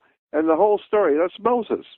That's where the Moses story comes from. Well, I mean, look at what they did with religion, though. And this was my biggest block, and I can imagine how it's everybody's biggest block. They make you believe that you're going to go to hell. You're going to burn forever if you don't believe what they tell you. It was very hard for me to say Christianity is not true. Everything that I've been told is a lie. And that was the last step. But once I crossed that over, my life changed significantly. Things started opening up. And then I'll find a piece of information, and then I'll hear the same thing from 3-4 different sources confirming it over and over and over again. Well, I know. But look, I told you, when I was a child, I've said this before, when I was like 9 or 10 years old, I was confirmed, like all other 10-year-olds in the Catholic Church. And it was called confirmation. And we were told by the nuns the day before confirmation, we were told, tomorrow at church, tomorrow evening at confirmation, the bishop is going to be here, and the bishop may possibly, after the service is over, the bishop may say to you children that if you have any questions, the bishop will try and answer your questions. So if the bishop does that tomorrow night, you just remember, you don't have any questions, period. You don't ask any questions, you sit quiet.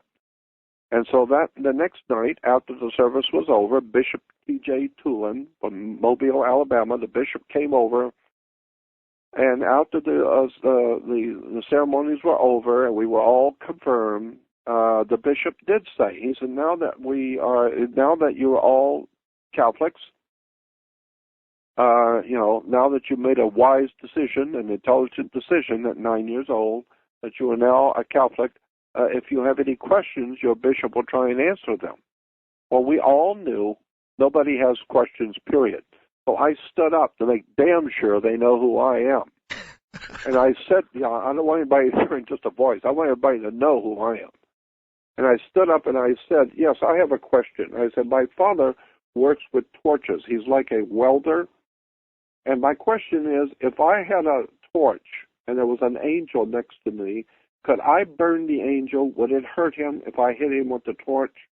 Would it burn the angel? And he says, well, no. And I said, why not? He said, well, an angel, you can't burn an angel. Fire is a phenomenon, is a physical thing. You have to have wood or paper or plastic or something to burn, but you can't burn an angel. And I said, why not? And he said, well, because angels are spirits. You can't burn a spirit. And I said, well, then why am I told that I'm going to burn in hell, my spirit's going to burn in hell if you can't burn a spirit? Oh, at 9 that's years amazing. old. Amazing. And so, then the priest looked at me and said, yes, sit down and shut up. And so, it didn't take me long to figure out there's something going on here. There's stories going on here, but even to a 9-year-old's mind, this doesn't make sense. I'm going to burn in hell forever. You can't burn a spirit. And then I found out later on that hell is a Hebrew word or a Phoenician word, which the Hebrews speak, Sheol. Sheol in the Hebrew language, Sheol is hell, translated hell. But what does Sheol mean? Sheol means your burial spot, where you're buried. So, therefore, mankind's common grave is Sheol. It's hell. So when you say someone went to hell, it means they all go to hell. When you die, you go to a grave. And grave in the Phoenician language was Sheol, which is translated hell. This is why when you're going to bury your head, you put it into a helmet. It's going to cover your brain. You're burying your brain in a helmet because hell is where you bury something. So that's interesting. I've always thought of hell as being the furthest away from God that you could possibly be. Well, look at. When you're in the grave and dead, that's about as far away as you're going to get from anything. Do you think there's anything after this life? Oh, of course there is. I have no doubt in my mind about that. Absolutely. No doubt about it. You see, when I talk about God, I know the difference between God, which is dog spelled backwards. That's why you have church dogma. I know the difference between God and dog and words and terms. But on the other hand, I have the highest of admiration and respect for spiritual knowledge and wisdom.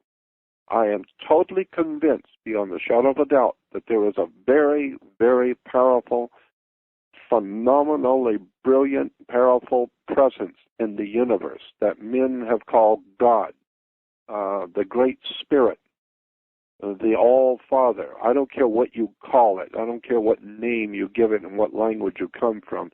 There is overwhelmingly obvious a divine, brilliant power in the universe that oversees all things. So that is supposedly the concept of God. Well, I don't have any problem with God.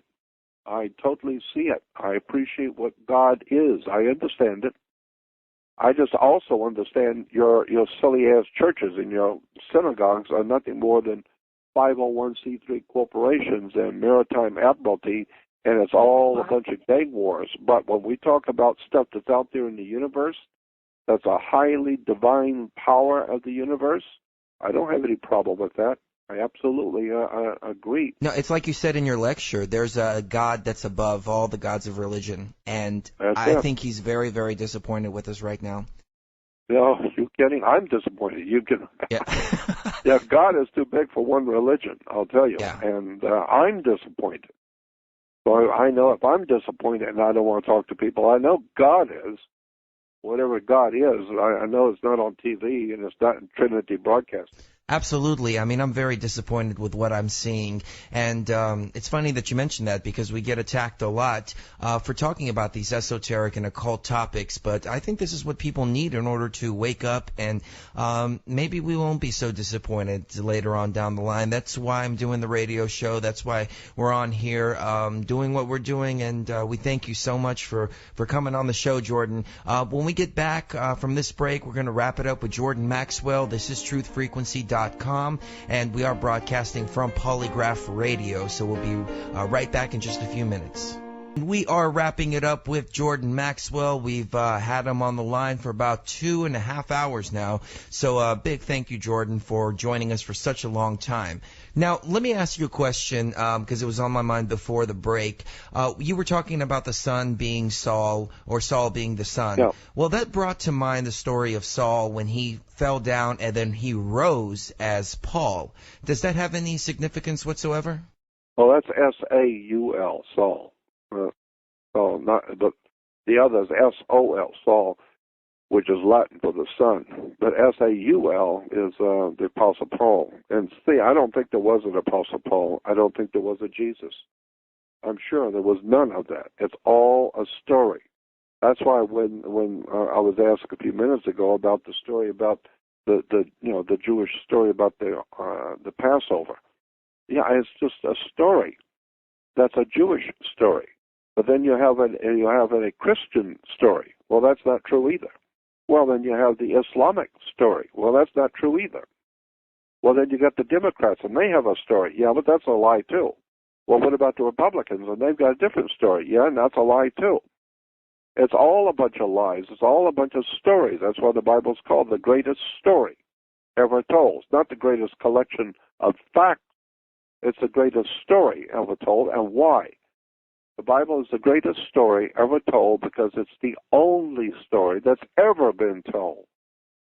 It's the same story that the Phoenician Canaanites were telling, the Sumerians, the Zechariah Sitchin, will tell you the same story the Sumerians were telling as the same ones the Greeks told, the same words the Romans told, is the same story that the British told, and today is the same story, so that's why it's called the greatest story ever told. It's just a story.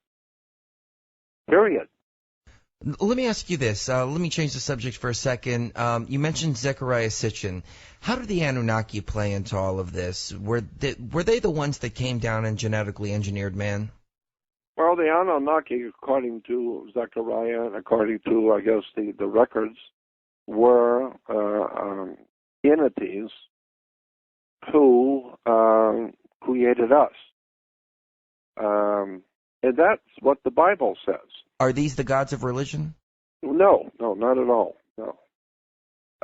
No, that's different. Zechariah Sitchin, I was going to say that Rabbi Marvin Antelman, that's what I was going to say. Rabbi Marvin Antelman, many years ago, I was talking to him about this, long before I ever knew anything about Zechariah Sitchin. We're talking about in the 60s. And Rabbi Antelman, I asked him, I said, what is going on here with this, the story in the Bible, in Genesis 1:1, in the beginning God created the heavens and the earth. And the things he was telling me and explaining, he said, well, Christians and Jews both are totally confused because nobody does any real scholarly research. And he said, but when the Bible, he told me, he said, the Bible does not say that God created man. There's nowhere in the Bible that specifically says God created man. Doesn't say that. Go back and read it correctly like a good lawyer would. Read it correctly. It says, God said, come, let us make man in our image after our likeness. He says what most people are misunderstanding is they think that God is talking to himself, I guess, and he's saying, come, let us make man in our image after our likeness. He said, that's not saying God made man. Read it correctly. It's saying God said, come, let us make man in our image, after our likeness. So man was already here, and Man's they already changed here, us. but absolutely. So let us make man in our image. Let us make him in our image, in our likeness. Because for being so great, he's not that great. Neanderthals, they smell, they hairy, they kill each other, they eat their own children. They're crazy. Well, we do that now, though. Well, yeah, well, that's true. Ever seen Jerry Springer?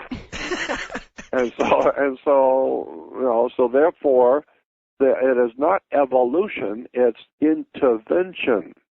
The word is intervention, not evolution.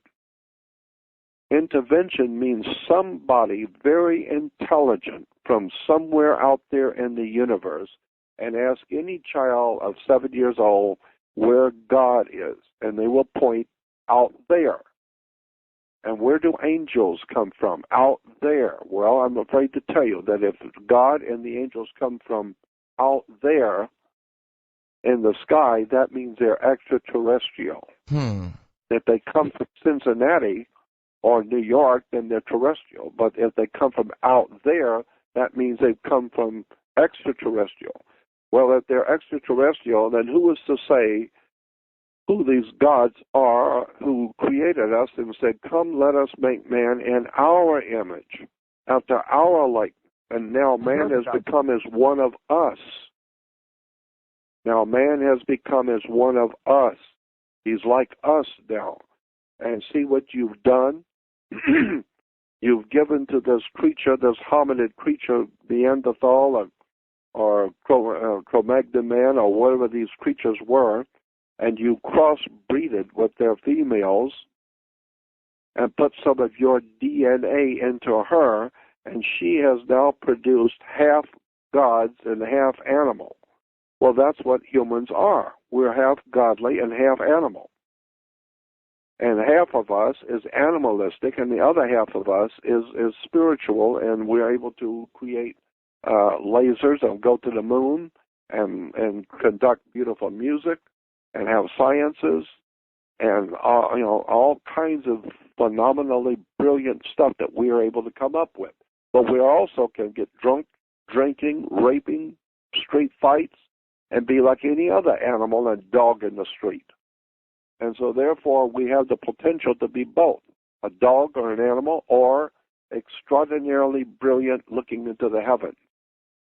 So I think that that's because somebody intervened in our natural evolution a long time ago and said, come, let us make man in our image, after our likeness. I think it's in the book of Enoch where they say that the Elohim came from somewhere in Orion's belt. That's right. Okay. Exactly. You're right. Okay. Well, anyway, Jordan, it's been an honor and a privilege to have you on our show, and I just want to say thank you so much. Can you tell people your website one more time and the DVDs that are out? Yeah, it's just Jordan like the river. It's Jordan like the river Jordan. It's Jordan. Jordan Maxwell.com. Great. It's all there, and go to my links. And when you go to my website, go all through it. Don't just look at the home page and go back to watch basketball. Go all through my website. There's all kinds of stuff on my website that people are asking me questions 24 hours a day. And they write me and they call me and ask me questions that are sitting right there on my website. The answers are right there. And then when I ask people, well, did you see my website? No. And they'll say, well, yeah, I saw your website. I said, did you go to the links? No. Did you go to the audio video page and listen to the stuff there? No. Did you go to the pictures? No. Well, then what did you see? Well, we saw your picture on the home page. So if you're going to go to my website, if you're going to go to my website, go all through it and look at the stuff you've never heard. It's all right there. And I can't take time to come to your home and sit down with you and show you how to scroll up and down and how to go into a website and investigate it. All I can say is that those who are supposed to see will, and those who are not supposed to see won't. So if you're supposed to enlighten yourself and wake up and get a life, then go to my website and go all through it. Check it out. Check out all the research boxes, all the research departments, all the links. There's a massive amount of information there that most people have been looking at my site for years, didn't even know was on it because they didn't bother to do any real research. And that's what's killing our country. People don't know how to read or do any research on anything. I'm just amazed. They can barely use Google. Oh, yeah. And so just go on JordanMaxwell.com, check it all out. It's all there. Email me, too, because I'm going to start my own private research organization very soon. And if you want to be a part of my project and my research company, then put your name in on my home page. There's a place in there, a little note saying put your email, and if you want to be a part of Jordan Maxwell's operation soon. And then I'll be able to get back to you and tell you what we're going to do, because I'm going to stop talking to the public. I'm not going to be talking to the public much longer. Okay. I figure 48 years is enough. Enough is enough. I've had enough, and now that the world is finally waking up, I don't care. It doesn't matter to me if the public wakes up or not. I intend now this is my idea, I intend now to preach to the choir only. I don't care if the public wakes up. I couldn't care less if they're finally starting to wake up to what's going on. I don't care.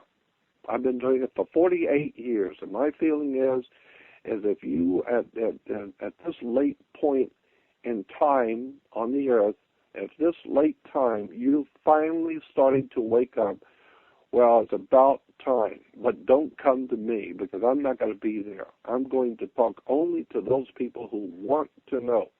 I'm not here to entertain anybody. Well, Jordan Absolutely. Maxwell, you are a legend, and we really look up to you. Yeah. I know you've inspired Chris on a lot of this occult stuff. I mean, he knows so much more than I do in this regard that I have trouble keeping up with him all the time. And I'm sorry about the rude Passover question. Oh no, that's all right. I'm glad, because it gave me an opportunity to explain to an audience, not just you, but explain to the audience. Absolutely, and I mean, ask any rabbi, and they'll tell you the story of their religion. Doesn't mean it's true. It just means you ask, they'll tell you. Right. Like Rabbi Antoine told me once. I said, Rabbi, tell me the truth. I said to him once in a telephone conversation, I said, Rabbi, tell me the truth. Was there a Solomon and King David and King Saul and all these names and all these people and Abraham. And he said, look, everybody's got a religion. I mean, the Catholics have got a religion, Buddha's got a religion, everybody's got a religion. So leave me alone. I got to have a religion too. So, you have Father, Son, and Holy Ghost. In Hindu, it's Brahma, Vishnu, Shiva. In Egypt, it's Osiris, Isis, Horus. So we got to have a triune God too. Our God is a triune God, just like all gods are triune gods. Brahma, Vishnu, Shiva, Osiris, Isis, Horus, Father, Son, Holy Ghost. Well, we got to have a triune God too, he told me. So we got Abraham, Isaac, and Jacob. And I said, yeah, but was there an Abraham, Isaac, and Jacob? He said, no, but there was no Brahma, Vishnu, Shiva either. It's just a religion. Give me a break. I got wife and kids that I support. Well, I have one more question for you, and this kind of ties into what you were just talking about creating a research organization. I've been thinking the last few weeks about how sucked into mainstream media people are, to the point where they'll hear the mainstream media talking to them like they're a 5-year-old, and they're just like, yeah. Oh, okay, well, exactly what they're saying is exactly what they mean, when really it's the opposite. What they're saying to us is the opposite of what they actually mean. And well, of course. So I was thinking maybe we could create some sort of New World Order dictionary where you could put like preemptive action really equals what that really means is attacking countries for no reason. And it's funny because it's actually hilarious. It's actually funny when you start looking how people change words. We don't want to use that word. It's not polite company. Right. So we'll say it's something else. We'll give it a different name. No, it's a child will tell you, no. You can give it all the nice fancy names you want, but it's still the same thing. Yeah. So I just want to start my own research society. So if you want to be a part of it and hear what I'm doing and be a part of it, just go on my website, jordanmaxwell.com, put your email in, and you'll be hearing from me. And check out all this stuff that's on the website. A lot of interesting things there that people have never seen before. Absolutely. And I'm sure you hear this all the time, but you have done wonders to raise the consciousness of mankind and to make people more aware. And we applaud you. And it's been a real honor and a privilege, like I said earlier, to have you on the show. Best of luck to anything that you work on in the future, and may you have many, many more years here. Thank you very much for your time. Absolutely. And Jack Blood says hello. I just spoke to him earlier today. He says, make sure you tell him hi for me. Oh, great. Thank you. Yeah. Thank you. Okay. Tell everybody hello from me, too, when you talk to them. And we'll be praying for your throat and your lungs. Thank you. Is it kind of like a COPD type I don't know what it is. It's just I've had a very bad situation with my throat and my lungs and my heart, both. Happily, I have some doctors who are good friends, and they're trying to help me the best they can.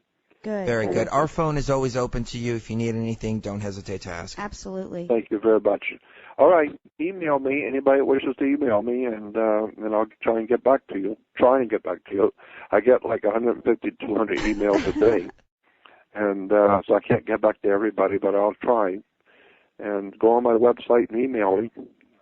And thank you for having me on the show. Absolutely. Thank you, sir. You have a great evening. You too. Bye-bye.